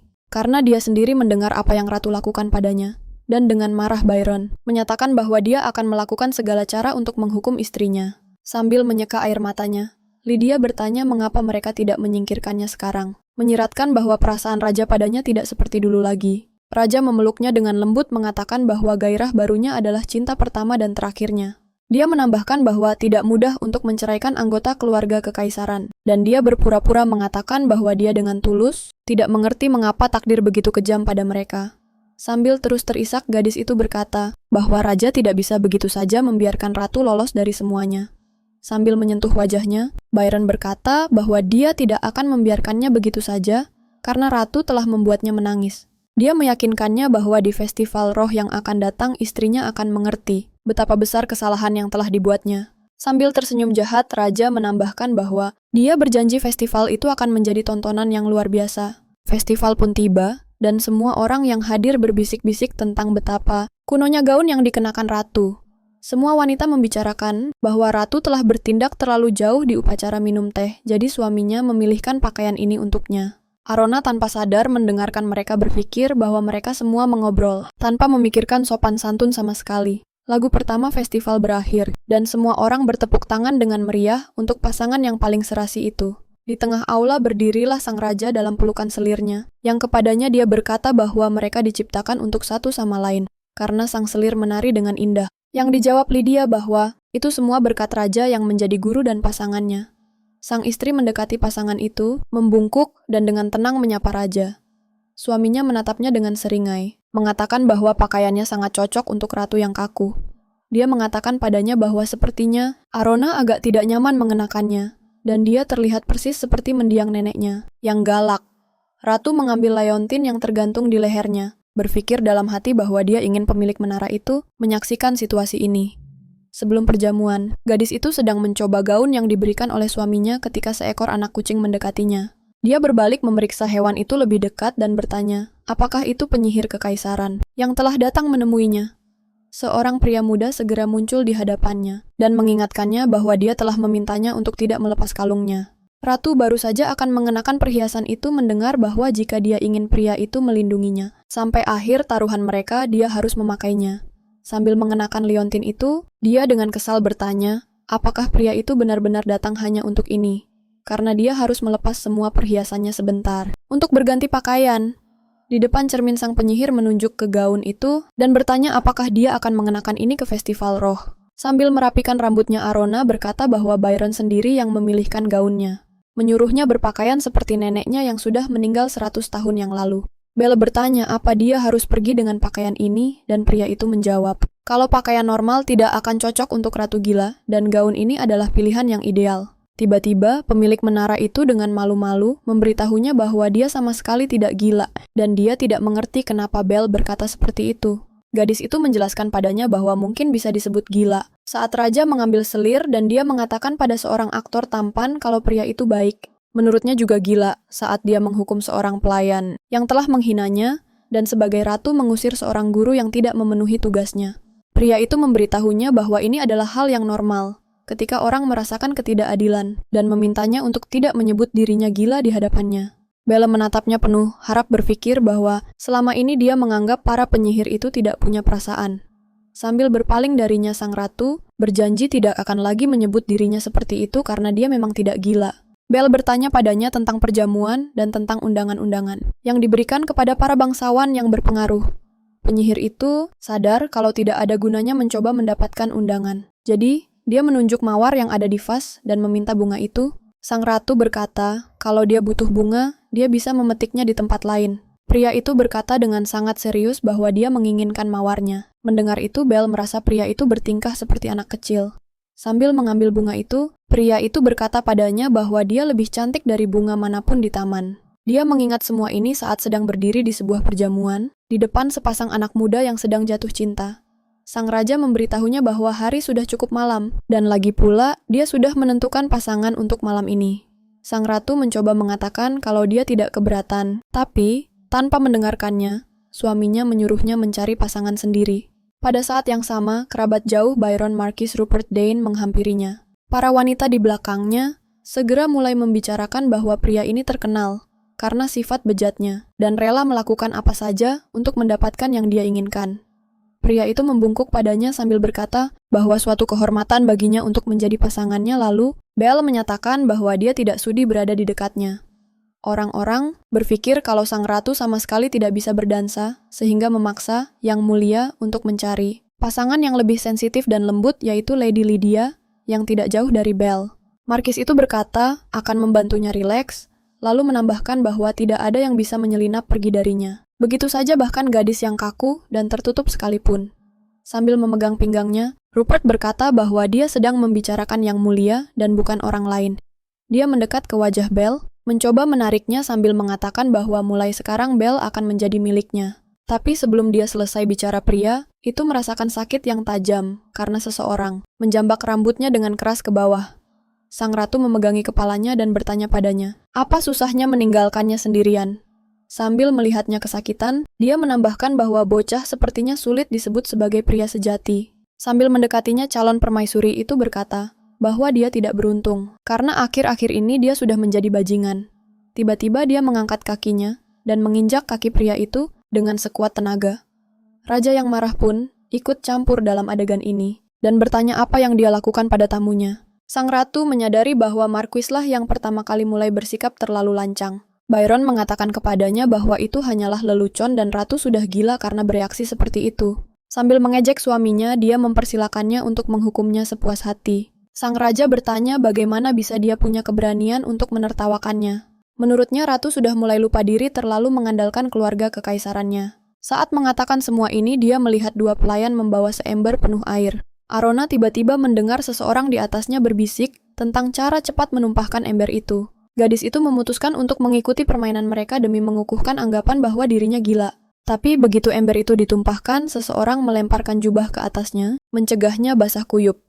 Seorang pria asing tampan bertopeng tiba-tiba muncul di sebelahnya, yang ternyata adalah seorang penyihir kekaisaran. Dia menatap sang ratu dengan sedikit bingung, tetapi seluruh penampilannya seolah berkata bahwa dia akan melindunginya. Raja yang murka berteriak tentang apa yang penyihir itu lancang lakukan, dan bagaimana dia bisa menyentuh ratu dengan tangannya yang kotor. Belle membungkuk kepada raja seraya berkata bahwa dia hanya menolong rekannya yang sedang dalam situasi sulit. Dia kemudian membungkuk untuk mencium tangan nonanya, memintanya untuk memaafkan keterlambatannya. Dengan lembut mengecup tangannya, dia meminta izin sang ratu untuk menemaninya. Sambil memegang setangkai mawar di tangannya, pria itu memberikannya kepada ratu, mengatakan bahwa itu adalah hadiah darinya untuk nonanya yang berharga. Arona menyentuh bunga di tangannya, dan mawar itu berubah menjadi biru, dan gaun merah peninggalan neneknya berubah menjadi pakaian emas yang mewah. Para wanita yang berdiri di sekitar mereka berbisik dengan iri tentang bagaimana gaunnya bisa berubah begitu cepat. Sang ratu hampir berbisik bertanya kepada pemilik menara, mengapa dia melakukan ini? Pria itu pun balik bertanya, apakah ratu tidak menyukai pakaiannya? Arona lantas menjelaskan bahwa pria itu menggunakan sihirnya di depan semua orang yang dijawabnya, bahwa dia hanya menggunakan sebuah artefak. Mencoba menyembunyikan rasa malunya, calon permaisuri itu memintanya untuk meninggalkan pesta perjamuan. Bella menatapnya dengan tajam lalu meraih pinggangnya, menariknya mendekat dan berkata bahwa dia akan menemaninya. Arona sangat malu dan terkejut bahwa penyihir kekaisaran itu telah menolongnya dalam situasi yang begitu sulit. Setelah meninggalkan pesta, dia bertanya, mengapa pria itu memutuskan untuk menolongnya tepat di depan semua orang. Sambil melepas topengnya, yang langsung lenyap, pria itu menjawab bahwa Arona sendiri yang telah memintanya untuk melindunginya. Gadis itu menoleh padanya bertanya, bagaimana janji itu berhubungan dengan fakta bahwa dia hanya akan disiram air. Sang ratu menatapnya dengan tajam, mengatakan bahwa dia bisa saja tampak lebih gila lagi. Dia bertanya dengan bingung, apakah pria itu benar-benar menolongnya agar perceraian dengan suaminya tidak terjadi. Pria itu tersenyum misterius dan berkata bahwa jika Arona ingin berpikir begitu, maka dia tidak akan membantahnya. Sambil menyibakkan rambut dari matanya, calon permaisuri itu menertawakannya, mengatakan bahwa memang hanya seperti itulah dirinya. Dia juga menambahkan dengan lembut bahwa pria itu adalah satu-satunya orang yang membelanya dalam 2 tahun ini. Penyihir kekaisaran itu terpesona oleh kecantikan sang gadis di bawah cahaya bulan purnama. Dia tidak pernah menyangka akan menaruh hati pada gadis itu. Keesokan paginya sang raja sangat marah dan berkata kepada para pelayannya bahwa gadis sampah itu benar-benar sudah gila. Yang dia maksud adalah istrinya. Beralih ke salah satu utusannya, dia bertanya apa pendapatnya tentang sang ratu. Dia tidak pernah menyangka akan menaruh hati pada gadis itu. Keesokan paginya sang raja sangat marah. Pelayan itu menjawab bahwa menurutnya wanita itu luar biasa cantik, yang membuat Byron menjadi lebih marah dan berkata bahwa bukan itu yang perlu dia dengar. Teringat akan festival roh, dia berteriak tentang apa yang dia maksud dengan perilaku istrinya. Seperti seorang ratu yang di hadapan suaminya, yang masih hidup berani menerima lamaran dari pria lain. Pelayan itu berkata bahwa Marquis Dane bertindak atas perintah pribadinya. Dan sang raja dengan marah menjawab bahwa yang dia maksud adalah pria bertopeng itu. Pelayan itu mencoba mengklarifikasi apakah rajanya sedang membicarakan pria tampan itu, tapi ini membuat Byron semakin murka, dan dia mulai berteriak bahwa karena pria itu menyembunyikan wajahnya, berarti dia adalah seorang pengecut. Yang Mulia bertanya, apakah pelayan itu tahu dari mana orang asing itu datang, dan dia mendapat jawaban bahwa banyak yang mengira bahwa itu adalah Count Lurk dari Tanah Lurk. Jawaban ini tidak memuaskan sang raja, dan dia berkata bahwa dia sudah belajar bersamanya sejak kecil di istana kerajaan. Pelayan itu berkata bahwa pria bertopeng itu membeli tanah Lurk kemarin, beserta semua gelarnya. Mulut Byron ternganga karena terkejut, dan bertanya bagaimana bisa tanah terbesar keempat di Diron telah dijual. Dia berasumsi bahwa istrinya terlibat dalam semua ini, dan pelayan itu penasaran mengapa ratu melakukan itu. Dengan suara tenang, Yang Mulia menjawab bahwa istrinya ingin membuatnya cemburu. Dia menambahkan bahwa karena istrinya tidak bisa menyakiti Lydia, dia harus mencari cara lain untuk membuatnya kesal. Mengingat kejadian di teater, sang raja memutuskan bahwa kali ini situasinya serupa. Pelayan itu merasa canggung, karena ratu sedang dikritik tepat di hadapannya. Kepala pelayan tiba-tiba menerobos masuk ke kamar, mengumumkan bahwa seekor merpati pos telah tiba dari Kesman. Dia menambahkan bahwa kekaisaran sedang berperang dengan Kesman, dan mereka harus mengirim tentara ke sana. Surat itu menyatakan bahwa Duke Asile akan membentuk detasemen khusus dengan memilih tentara hanya dari Duren. Detasemen khusus Duke adalah pasukan yang dibentuk secara pribadi oleh sang Duke, tetapi sebenarnya dia, sebagai panglima tertinggi, hanya menyingkirkan semua orang yang tidak disukainya, dengan menempatkan para prajurit detasemen khusus di garis depan. Byron bertanya apakah ini benar-benar perintah pribadi dari kaisar, dan kepala pelayan memberitahunya bahwa dia tidak bisa mengetahuinya secara pasti. Kemudian raja bertanya, apakah ini mungkin karena ulah sang ratu, dan dia mendapat jawaban bahwa kepala pelayan itu juga berpikiran sama, dan jika dipikir-pikir sulit untuk menemukan alasan lain atas sikap yang begitu penuh amarah ini. Yang Mulia memutuskan bahwa dalam kasus ini, dia harus menanganinya secara pribadi. Seorang pelayan masuk ke kamar ratu dan mulai menyisir rambutnya. Dan ketika Arona bertanya mengapa dia melakukan ini, dia menjawab bahwa itu adalah perintah raja. Pelayan itu menambahkan bahwa, raja meminta untuk mengoleskan wewangian yang digunakan Lydia pada rambutnya, mengatakan bahwa aroma ini adalah favoritnya. Sang istri menjawab dengan kasar bahwa jika pelayan itu menggunakannya, dia akan mematahkan kedua lengannya. Sambil membawa nampan berisi semua parfum, pelayan itu bergegas meninggalkan ruangan. Tiba-tiba suaminya mengetuk kamarnya, hanya mengenakan jubah tipis, dan menggigit setangkai mawar merah di mulutnya. Melihatnya, wanita itu sangat ketakutan dan mengumpat. Dia bertanya dengan ngeri, mengapa pria itu masuk ke kamar tidurnya, dan dalam keadaan setengah telanjang pula. Sang ratu memejamkan matanya mencoba untuk tidak melihat Byron sambil mengatakan bahwa tindakannya tidak senonoh. Suaminya dengan romantis memberitahunya bahwa hari ini, dia akan memberikan apa yang sudah sangat lama didambakannya. Gadis itu tidak mengerti apa yang sedang terjadi. Tetapi, raja memberitahunya bahwa dia telah menyinggung Lyudmila dan bersenang-senang dengan pria lain di perjamuan. Demi membuatnya cemburu, Yang Mulia dengan senang hati memberitahunya bahwa hari ini, dia akan memberikan seluruh dirinya. Dia berharap mereka akan mendapatkan seorang pewaris malam itu. Dan dia tidak mengerti mengapa istrinya menolak hal seperti itu. Sambil menyeringai, Byron memberitahunya bahwa sudah terlambat baginya untuk berpura-pura menjadi bangsawan yang suci. Dan tidak ada yang salah dengan dirinya yang menginginkan pria itu.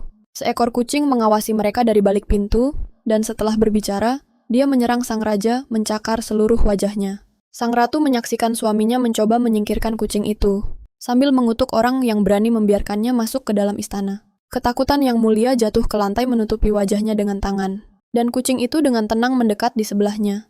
Arona meminta kucing itu untuk berhenti. Dia mengulurkan tangannya dan memanggil kucing itu, sambil menatap raja yang terluka. Gadis itu menyuruhnya untuk mendengarkannya baik-baik. Dia berkata, jika dia melihatnya yang jelek, perilaku menjijikanmu lagi, aku akan melakukan hal yang sama padamu, seperti yang aku lakukan pada Markis Dane. Suaminya bertanya, apakah dia benar-benar akan memukul kakinya, tetapi sebagai jawaban dia mendengar bahwa itu mungkin di kaki, atau mungkin akan merobek organ vitalnya. Byron dengan cepat berdiri dan lari keluar dari kamar, sambil berteriak bahwa wanita itu gila. Anak kucing di lengannya mulai meronta. Sang ratu meminta maaf padanya, dan menyuruhnya untuk kembali menjadi manusia. Karena sekarang tidak ada orang lain yang akan datang, macan tutul kecil itu tiba-tiba berubah menjadi seorang penyihir kekaisaran. Dan karena dia tidak sempat menurunkannya ke tanah, lengannya melingkari tubuh pria itu. Bel memberitahunya bahwa mungkin sekarang dia tidak mengerti segalanya, yang membuat Arona tersipu. Pria itu memeluknya dengan lembut mengatakan bahwa dia memintanya untuk menurunkannya ke lantai terlebih dahulu. Penjaga menara itu menambahkan bahwa dia baru saja meminta hal ini padanya. Dan gadis itu bertanya-tanya apakah mengeongnya benar-benar berarti ini. Menjauh darinya dia bertanya, apa yang telah dia lakukan pada Yang Mulia dalam wujud kucing? Sang penyihir berpura-pura tidak mengerti. Apa yang sedang dibicarakannya yang kemudian dijawab oleh wanita itu? Bahwa dia memintanya untuk tidak membunuh suaminya. Bel berpura-pura kekanak-kanakan dan berkata bahwa dia hanya sedikit memperbaiki wajahnya dan tidak ada yang pernah mati karena hal ini. Dia menambahkan bahwa karena dia tidak bisa menggunakan sihir untuk menyakitinya, dia harus mencari cara lain. Sang ratu bertanya apakah penyihir itu benar-benar tidak membutuhkan jiwanya karena dia sampai harus ikut campur dalam perceraiannya. Pria itu memberitahunya bahwa pemilik menara itu berubah-ubah dan bebas melakukan apa yang dia inginkan. Sekarang berdiri di depannya, dia berkata bahwa dia hanya ingin menggigit sang raja. Jadi dia melakukannya begitu saja. Dengan memasang wajah yang menyeramkan, penyihir kekaisaran itu berkata bahwa jika tangannya tidak terikat oleh kontrak kuno dengan keluarga kekaisaran, maka dia pasti sudah membunuh raja. Keesokan harinya, Byron pergi berburu dan seekor rakun yang sebenarnya adalah penyihir menarik perhatiannya. Dia tidak bisa mengenainya, dan pelayannya berkata bahwa tidak semua orang berhasil menangkap hewan secepat itu, sendirian, dan bahwa hewan ini dibandingkan dengan beruang atau babi hutan jauh lebih sulit untuk ditangkap. Salah satu pelayannya memperhatikan bahwa raja kehabisan panah, dan menawarkan untuk memberinya rakun yang telah dia tangkap yang membuat raja sangat marah. Dua pelayan lain mencoba menenangkan Yang Mulia, dengan mengatakan bahwa pendatang baru ini tidak mungkin tahu apa-apa. Byron berpikir si bodoh kecil yang berdiri di depannya, rakun dan kucing itu, semuanya sedang menertawakannya. Setelah sang raja kembali dari kamar tidur istrinya, dia melihat Lydia menangis di atas tempat tidur. Wanita itu berteriak-teriak tentang bagaimana bisa suaminya berselingkuh darinya. Dengan marah, dia teringat semalam saat istrinya bersumpah akan merobek kejantanannya. Byron berkata bahwa dia ingin mendapatkan seorang pewaris yang memiliki darah kekaisaran. Sambil berdiri dengan busur di tengah hutan, dia merenung mengapa selirnya masih belum juga hamil. Tiba-tiba terpikir olehnya bahwa mungkin seluruh masalahnya ada pada dirinya. Tapi, dia segera menepis pikiran itu karena dia adalah Raja Agung Dirkan. Saat dia berdiri tak bergerak di hutan, seekor rakun meraih tasnya dan mengeluarkan botol air minumnya. Sang raja tidak bisa mempercayai matanya, bahwa seekor hewan bisa mencuri barangnya begitu cepat. Sang ratu memperhatikan mereka. Selama ini dia berdiri di dekat tenda kerajaan di mana selir baru suaminya menghampirinya. Gadis itu memberitahunya bahwa dia menebak Arona adalah yang pertama pergi berburu. Dia lalu menambahkan bahwa dirinya sendiri sering menghabiskan waktu dengan Yang Mulia dengan cara seperti ini. Sang ratu menjawabnya bahwa dia cukup sering berburu baik di benteng maupun di kadipaten. Lydia bertanya apakah ratu tahu cara menggunakan busur untuk berburu hewan liar sambil meletakkan tangan di dadanya. Gadis itu menyombongkan diri bahwa Raja Dirkan sendiri yang mengajarinya sambil menatap Arona dengan tatapan acuh tak acuh. Arona berpikir betapa bodohnya saingannya ini karena tidak mengerti. Dia sama sekali tidak peduli seberapa dekat selir itu dengan suaminya. Dia juga memutuskan bahwa selir baru itu sedang mencoba memprovokasinya lebih keras. Setelah mendengar kabar bahwa sang raja berada di kamar tidurnya ratu, tidak akan menoleransi perilaku seperti itu. Sang ratu berkata bahwa karena Lydia tidak punya guru lain sekarang, dia akan menunjukkan padanya bahwa dia belum belajar apa-apa dari raja. Selir itu menjawab bahwa Yang Mulia adalah yang terbaik di kerajaan. Sang ratu memberitahu bahwa yang katanya terbaik itu bahkan tidak bisa menangkap seekor rakun. Dan menurutnya keadaan kerajaan ini sedang buruk. Selir baru itu pun terlonjak. Sambil berkata bahwa jika ratu berkata begitu, maka keahlian ratu pastilah lebih hebat. Dan kemudian dia menantang ratu untuk bersaing. Sang ratu berkata bahwa dia bahkan pernah menang melawan pengawal kerajaan yang mana mendapat tanggapan positif. Melihat betapa senangnya Lydia dengan dirinya sendiri, Arona menjelaskan bahwa mereka tidak punya target, dan bagaimana mereka bisa bersaing. Lalu selir baru yang percaya diri itu berkata bahwa karena mereka sedang berburu, mereka akan menilainya dari jumlah hewan buruan yang mereka bunuh sepanjang hari. Lalu dia menambahkan bahwa semua orang akan segera pergi, dan jika ratu tidak segera mulai, ratu tidak akan bisa menang. Karena dia sendiri sudah berjalan dengan para penjaga dan menangkap seekor kelinci.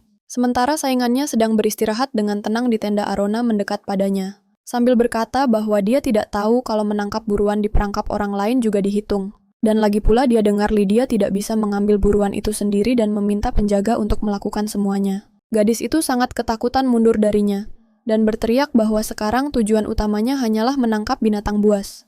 Sambil menunjuk ke arah hutan, dia menambahkan bahwa karena ratu begitu cakap, maka jangan hanya menangkap kelinci tapi hewan yang lebih besar. Dan jika ratu bisa menjatuhkannya dengan satu anak panah, dia akan mengakui kemampuan ratu. Calon permaisuri itu berkata bahwa dia tidak butuh pengakuan darinya. Dan dia menambahkan bahwa karena ratu begitu cakap, maka jangan hanya menangkap kelinci, tapi hewan yang lebih besar, dan jika dia menjatuhkannya dengan satu anak panah, dia akan mengakui kemampuannya. Calon permaisuri itu berkata bahwa dia tidak butuh pengakuan darinya. Dia akan mengakui kemampuannya, kata calon permaisuri itu, bahwa dia tidak membutuhkan pengakuannya dan menyarankan bahwa dia hanya meminta maaf atas ketidaktahuannya. Wanita simpanan itu terkejut dengan kata-katanya, karena dia tidak mengerti mengapa dia tiba-tiba harus meminta maaf dari seseorang yang menurutnya bukan siapa-siapa. Kemudian, dia memutuskan bahwa sang ratu hanya menggertak karena seseorang yang tidak menunjukkan wajahnya selama 2 tahun tidak mungkin bisa lebih baik darinya. Tetapi dia mengusulkan dengan lantang bahwa jika dia menang, gadis itu harus meminta maaf padanya atas apa yang telah dia lakukan pada ibunya. Sambil menyeringai, Arona mengatakan bahwa membunuh hewan besar dengan satu anak panah adalah usulan yang agak konyol. Dia juga menambahkan bahwa jika kau tidak perlu menggorok lehernya, tetapi hanya menembakkan satu anak panah, maka membunuh hewan besar tidak akan lebih mudah daripada hewan kecil. Lydia bergegas maju, berteriak, dan menuntut agar sang ratu masuk ke dalam hutan. Penjaga mencoba meyakinkan para gadis itu bahwa hari akan segera gelap. Namun dia malah menerima jawaban dari kekasih baru raja, bahwa sang ratu sangat berani jadi dia akan pergi ke hutan sendirian. Dia juga menambahkan bahwa jika sang ratu ingin menyerah, dia bisa melakukannya sekarang. Mengatakan itu bukan pertama kalinya dia kalah. Calon permaisuri itu mulai mengeluarkan anak panah, dan dengan tenang berkata bahwa tidak perlu masuk ke dalam semak-semak. Sambil menarik tali busurnya, sang ratu berkata bahwa ada buruan yang cukup besar berdiri tepat di depan matanya, dan akan tidak sopan jika membuat yang lain menunggu. Wanita simpanan itu berteriak keras menanyakan apa yang akan dilakukan sang ratu sekarang. Arona menyeringai puas dan dengan ceria menjawab bahwa dia sedang berburu hewan besar. Saingannya itu berteriak bahwa raja tidak akan membiarkannya lolos jika dia berani menyakitinya. Sang ratu menjawab seolah-olah dia tidak tahu tentang hal itu dan berhasil mengelabui kekasih baru raja. Dia kemudian menambahkan bahwa dia sangat berharap si idiot itu tidak akan membiarkan tindakannya berlalu begitu saja. Melihat seorang wanita dengan busur berjalan ke arahnya, Lydia jatuh ke tanah dan mendengar kata-kata bahwa sang ratu bukanlah seorang prajurit atau seorang kesatria dan tidak bisa pergi berburu di hutan sendirian. Sambil tersenyum lebar, calon permaisuri itu berkata bahwa karena dia tidak bisa menangkap binatang buas di semak-semak, lebih baik menembak yang terdekat. Wanita simpanan itu memutuskan bahwa istri kekasihnya sedang mengalami serangan kegilaan yang sama seperti saat upacara minum teh. Beberapa penjaga meminta nyonya mereka untuk tenang dan berhenti bercanda seperti itu. Sang ratu menatap mereka dengan dingin, lalu dengan suara keras dan tegas memerintahkan semua orang untuk diam. Dia menarik tali busurnya lagi, memberitahunya bahwa tidak ada yang akan mengganggunya. Saat dia menembak sasarannya, Lydia pun menangis, menyadari bahwa sekarang hidupnya bisa berakhir karena kegilaan saingannya. Sambil menutup mata, dia mendengar tali busur dilepaskan, tetapi anak panah itu melesat melewatinya dan mengenai seekor babi hutan. 2 pelayan membawa babi hutan mati yang terikat pada sebatang kayu dengan anak panah menancap di kepalanya. Sambil menyimpan busurnya, calon permaisuri itu bertanya, apakah target seperti itu cocok karena ukurannya lebih besar dari kelinci. Wanita simpanan itu berteriak tentang apa yang baru saja dia lakukan, karena itu berbahaya. Mengabaikan kata-katanya, Arona menyatakan bahwa dia telah memenangkan kompetisi tak terduga mereka. Kemudian dia mendekati gadis yang duduk di tanah itu dan mencengkeram dagunya dengan kasar. Sambil membungkuk ke arahnya, sang ratu menatapnya dengan tatapan gila dan menyuruhnya untuk menepati janji dan segera meminta maaf atas kekurang ajarannya. Kekasih baru raja itu gemetar di sekujur tubuhnya. Air mata mengalir di pipinya, dan dengan takut-takut dia mengakui kesalahannya dan meminta maaf. Setelah mendengar kata-katanya, Arona menurunkan tangan dari dagunya dan tersenyum menyeringai. Kembali ke istana, sang raja segera berlari ke kamar selirnya untuk mencari tahu apa yang telah terjadi padanya. Di dalam kamar, seorang gadis terbaring di tempat tidur dan Dr. Rudes duduk di sampingnya, yang sedang memeriksa wanita malang itu. Tanpa basa-basi, Byron berlari menghampiri kekasihnya, bertanya apa lagi yang telah dilakukan oleh Yang Mulia Ratu. Sambil berhambur ke pelukannya, Lydia melaporkan bahwa wanita tidak normal itu telah mengancam akan menembaknya dengan busur panah. Dia juga menambahkan bahwa saat melihatnya pingsan, sang ratu hanya tertawa. Tetapi, Sang raja khawatir mengapa istrinya yang selama ini sangat pendiam mulai berperilaku seperti itu. Rudes memutuskan untuk menarik perhatian dengan berdeham, dan Yang Mulia bertanya apa yang terjadi. Sang dokter bertanya kepada pasiennya, kapan menstruasi terakhirnya, dan wanita itu menjawab bahwa dia sudah terlambat setengah bulan. Sang selir juga menambahkan bahwa akhir-akhir ini dia merasa sedikit mual dan sedikit pusing. Sang dokter mulai memberi selamat kepada Yang Mulia dan mengatakan bahwa Nona Lydia sedang hamil. Kedua sejoli itu bersukacita bersama atas kabar ini dan tidak percaya dengan apa yang mereka dengar. Dokter memperingatkan bahwa gadis itu membutuhkan ketenangan mutlak dan kekasih baru raja itu berteriak betapa senangnya dia karena akan melahirkan pewaris kerajaan Durin. Byron tiba-tiba teringat bahwa baru sore tadi dia telah meragukan dirinya sendiri. Karena luapan perasaan, kekasihnya menangis mengatakan bahwa dia hanya sangat bahagia. Tapi tangisannya semakin menjadi-jadi karena teringat bagaimana dia hampir kehilangan bayinya karena ulah sang ratu. Memikirkan istrinya itu dia tidak mengerti bagaimana wanita itu punya keberanian untuk menghinanya, memanggilnya pria mesum yang keji, dan mengancam akan merenggut kejantanannya. Byron memutuskan bahwa karena sekarang wanita itu mengancam anaknya, dia tidak bisa memaafkannya. Dengan berteriak, dia dan para penjaga pergi mencari Yang Mulia Ratu. Tiba di kamarnya sang raja menunjuk wajahnya, dan berkata bahwa dia tahu tentang semua kekejamannya dan kesabarannya telah habis. Lalu dia memerintahkan agar wanita itu dikurung di sebuah kamar dan tidak pernah dikeluarkan. Dua penjaga menangkap sang ratu, dan Byron menambahkan bahwa selama perintahnya berlaku, tidak ada yang berani mengunjunginya. Dengan suara menggila dia menambahkan bahwa tidak seorang pun boleh memberinya makanan atau air. Berpikir bahwa saat wanita itu diambang kelaparan, dia pasti akan memohon belas kasihan darinya. Calon permaisuri itu dilemparkan ke lantai di kamarnya dan pintu dibanting dengan suara keras. Setelah memastikan istrinya terkunci di kamarnya, dia memerintahkan jika sang ratu mengatakan sesuatu, mereka harus segera melapor kepadanya. Sang raja berpikir bahwa dia akan bisa melihat tubuh istrinya kurus kering sampai ke tulang dan mendengarnya, memohon untuk dilepaskan. Mendengarkan suara di luar pintu, gadis itu yakin bahwa semua orang akhirnya telah pergi. Arona dengan cepat memutuskan bahwa dia tidak akan hanya duduk diam dan menoleransi kelakuannya. Sambil mengambil jimat di tangannya, dia berhasil memanggil penyihir kekaisaran ke kamar tidurnya dengan cepat. Malam itu sang ratu menyantap roti lezat mentega dan makanan enak lainnya. Melihat bagaimana Belle menyihir seluruh hidangan untuknya, dia bertanya-tanya mengapa pria itu melakukannya. Setelah menusuk daging dengan garpu dan mengarahkan benda itu ke mulutnya, pria itu dengan sopan berkata bahwa dia tidak bisa membiarkannya mati kelaparan. Setelah memanggilnya tadi malam, gadis itu berkata bahwa dia tidak akan memberikan jiwanya. Pria itu mengajaknya untuk mencicipi hidangan penutup. Katanya dia dengar semua perempuan suka makanan manis, yang kemudian ditanggapi dengan pertanyaan oleh Arona. Kenapa pria itu tertarik dengan apa yang disukai perempuan? Penyihir kekaisaran itu tersenyum puas dan berkata kalau akhir-akhir ini dia jadi tertarik dengan hal itu. Puas dengan makanan lezat itu, Arona berkata kalau ada yang melihat mereka pasti akan mengira dia sedang mengandung, karena bahkan Lydia saja tidak pernah diperlakukan sebaik ini. Sang pemilik menara berkata kalau kekasih raja itu pura-pura hamil. Sang ratu membenarkannya mengatakan kalau dokter berbakat, Rudes bahkan bisa melakukan hal seperti itu.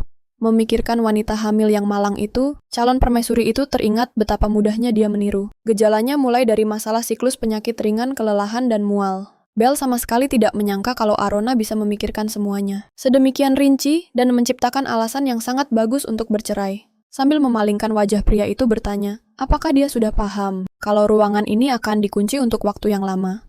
Sambil berjalan ke balkon, dia mengumumkan dengan lantang kalau tidak perlu khawatir akan ketahuan. Penyihir kekaisaran itu bilang kalau seseorang akan datang. Gadis itu lalu bertanya bagaimana orang itu akan masuk kalau pintunya terkunci. Dia pun menjelaskan padanya kalau temannya itu jago memanjat dinding, dan pada saat itu juga, seekor hewan muncul di balkon. Seekor rakun kecil berbulu lebat muncul di hadapan sang ratu sambil tersenyum puas padanya.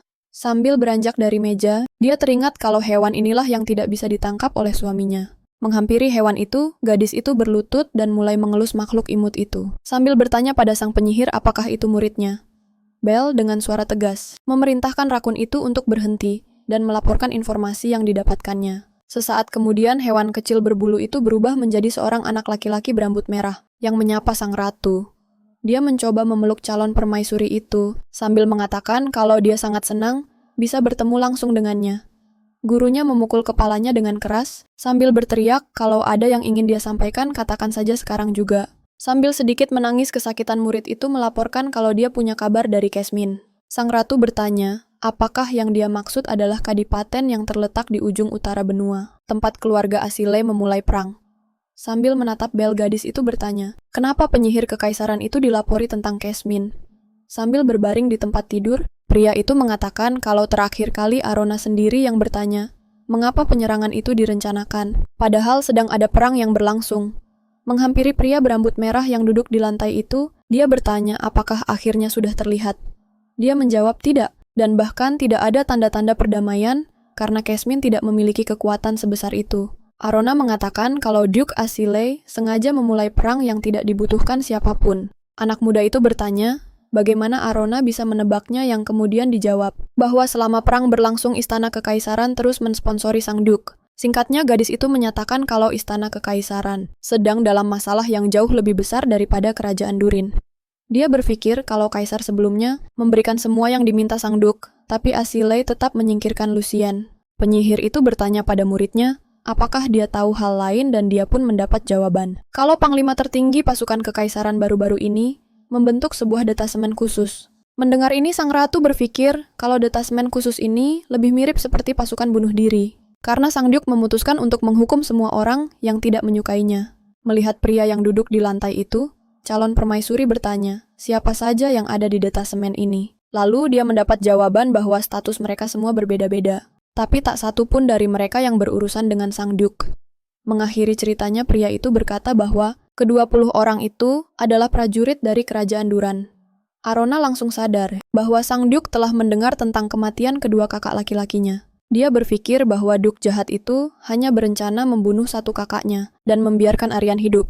Ketika diketahui bahwa yang kedua juga tewas, dia ingin benar-benar menghancurkan semangat penerus kekaisaran berikutnya, yaitu Raja Durkan. Pria berambut merah itu dengan tenang menambahkan bahwa perintah untuk mengumpulkan pasukan datang 10 hari yang lalu. Mengetahui hal ini, gadis itu berasumsi bahwa detasemen khusus itu sudah lama tewas, dan spekulasinya dikonfirmasi oleh siswa Rakun, yang mengatakan bahwa beberapa hari yang lalu, sebuah detasemen khusus ikut serta dalam operasi berbahaya, dan semua prajuritnya tewas. Banyak yang mengatakan bahwa mereka ditinggalkan di Kesman, dan dieksekusi di depan umum. Penyihir kekaisaran bertanya, mengapa mereka membuat semuanya jadi rumit? Karena akan jauh lebih mudah untuk menyelesaikannya secara pribadi. Lalu dia mendengar jawaban, bahwa jika Duke Asileus langsung membunuh Byron, dia harus menanggung akibatnya. Bel berkata bahwa informasi ini mungkin bahkan tidak akan sampai ke telinga raja, karena dia masih tidak tahu bahwa dialah pewaris takhta. Sambil tersenyum, Arona dengan gembira berkata bahwa hasil seperti ini akan jauh lebih baik baginya. Penyihir yang berbaring di tempat tidur memeluk bantal, dan ikut senang melihat calon permaisuri itu tersenyum. Seorang pelayan datang menghadap raja, dan memberitahukan bahwa istrinya dalam keadaan sehat, yang membuat Byron sangat murka. Sambil memukul meja, sang suami bertanya, apakah dalam 3 hari, benar-benar tidak ada sepatah kata pun permintaan maaf? Pelayan itu menjawab bahwa mereka bahkan sudah mencoba berbicara dengannya, tapi dia menjawab dengan acuh tak acuh dan tidak ada tangisan, hanya keheningan yang mematikan. Dia juga dengan takut-takut menambahkan bahwa Arona jauh lebih ceria daripada 3 hari yang lalu. Yang mulia memegangi kepalanya, tidak mengerti bagaimana gadis kurang ajar itu masih belum memohon ampun. Arona ditahan tanpa makanan dan air selama 3 hari terakhir, tapi dia bahkan tidak pingsan. Kemudian dia memutuskan bahwa istrinya terlalu sombong, dan bahkan jika dia bersalah, dia tidak akan pernah meminta maaf. Raja memutuskan untuk membuat gadis malang itu kelaparan lebih lama lagi, tetapi sadar tepat waktu bahwa dia bisa mati karena ini. Jika rumor menyebar ke seluruh kerajaan bahwa ratu mereka mati karena kelaparan dan bukan karena penyakit, maka kaisar akan menghancurkan kerajaannya. Percakapan mereka dengan pelayan itu terganggu oleh kepala pelayan, yang berlari masuk ke kamar melaporkan bahwa sesuatu yang buruk telah terjadi. Pria itu melaporkan bahwa sepucuk surat telah tiba dari Kesman, yang isinya tentang detasemen khusus yang baru-baru ini dibentuk. Dia dengan pelan menambahkan bahwa semua prajurit ditangkap dan dieksekusi secara brutal, yang membuat raja merinding ketakutan. Sambil menundukkan kepala-kepala pelayan berkata bahwa surat itu juga menyebutkan bahwa beberapa dari mereka dipenggal dan diarak di depan umum. Byron kehilangan kesabarannya dan bertanya-tanya mengapa dia harus mengalami hal seperti ini. Dia teringat malam ketika istrinya menolaknya, tetapi rumor menyebar bahwa mereka tetap menghabiskan waktu bersama.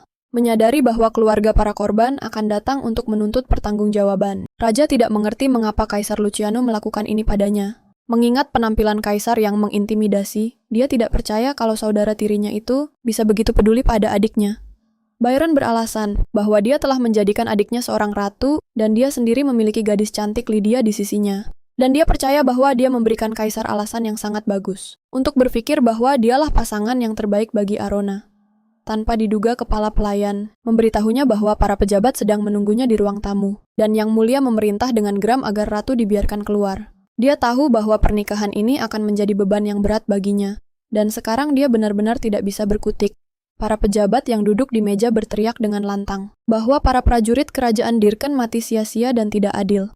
Beberapa dari mereka bertanya-tanya, mengapa sang penguasa bisa melakukan ini pada mereka, padahal kerajaan mereka selalu setia pada kekaisaran. Byron mencoba menjawab dengan tenang bahwa dia juga tidak mengerti tindakan Kaisar yang seperti itu, dan sayangnya, karena fakta bahwa dia adalah suami dari adiknya, dia tidak bisa memengaruhi sang penguasa. Karena gelisah, sang raja mulai menggigiti kukunya sambil berkata bahwa dia sangat menyesal. Waktu tidak bisa diputar kembali, dan pernikahan itu sudah terlanjur terjadi. Count Estella mengungkapkan pendapatnya menyarankan agar rajanya menceraikan istrinya yang sekarang. Dia menambahkan bahwa tidak ada keuntungan bagi kerajaan dari pernikahan ini, dan dia tidak melihat ada gunanya untuk terus hidup bersama sang ratu. Byron memikirkan idenya tetapi menolak. Dengan alasan Kaisar mungkin akan ikut campur dalam masalah ini, dan dia pun mendengar jawaban bahwa Kaisar adalah orang yang bijaksana dan tidak akan melakukan itu. Sang Count menyarankan, jika Yang Mulia bisa mencapai kesepakatan dengan Kaisar dan ada cukup alasan untuk bercerai, maka Kaisar mungkin akan setuju. Banyak pejabat duduk diam dan mendengarkan, mengangguk setuju dengan kata-kata yang diucapkan. Ayah dari selirnya juga mengatakan bahwa dengan begitu mereka tidak perlu merusak suasana hati Kaisar dengan menghukum ratu atas kesalahannya. Tapi sang raja mengingatkan bahwa mahar yang dibawa oleh ratu adalah uang yang terlalu banyak untuk kerajaan mereka, karena ada satu gerobak penuh berisi emas. Pria tua itu mengusulkan untuk mengumpulkan dewan akademisi, agar mereka bisa membantu menyelesaikan masalah ini dengan mencari celah hukum, supaya tidak perlu mengembalikan mahar. Dia kemudian menambahkan bahwa sekarang adalah waktunya untuk berkonsentrasi pada anak Yang Mulia dan putrinya, Lydia. Salah satu pejabat menyarankan untuk mengirim upeti dari kerajaan terlebih dahulu, untuk menunjukkan kesetiaan mereka, sehingga Kaisar tidak akan langsung bertindak gegabah dan kemudian mereka bisa dengan tenang menegosiasikan perceraian.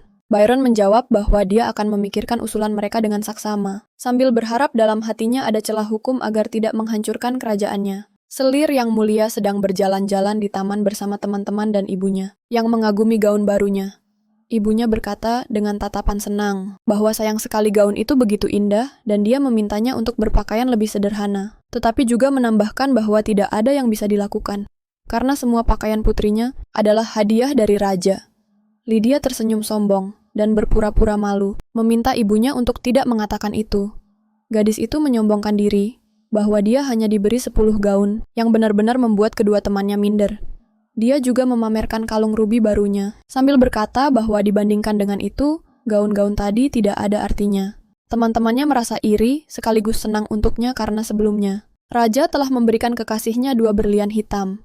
Tiba-tiba seseorang memanggil nama gadis itu, yang mengalihkan perhatiannya dari keasikannya, mengagumi diri sendiri.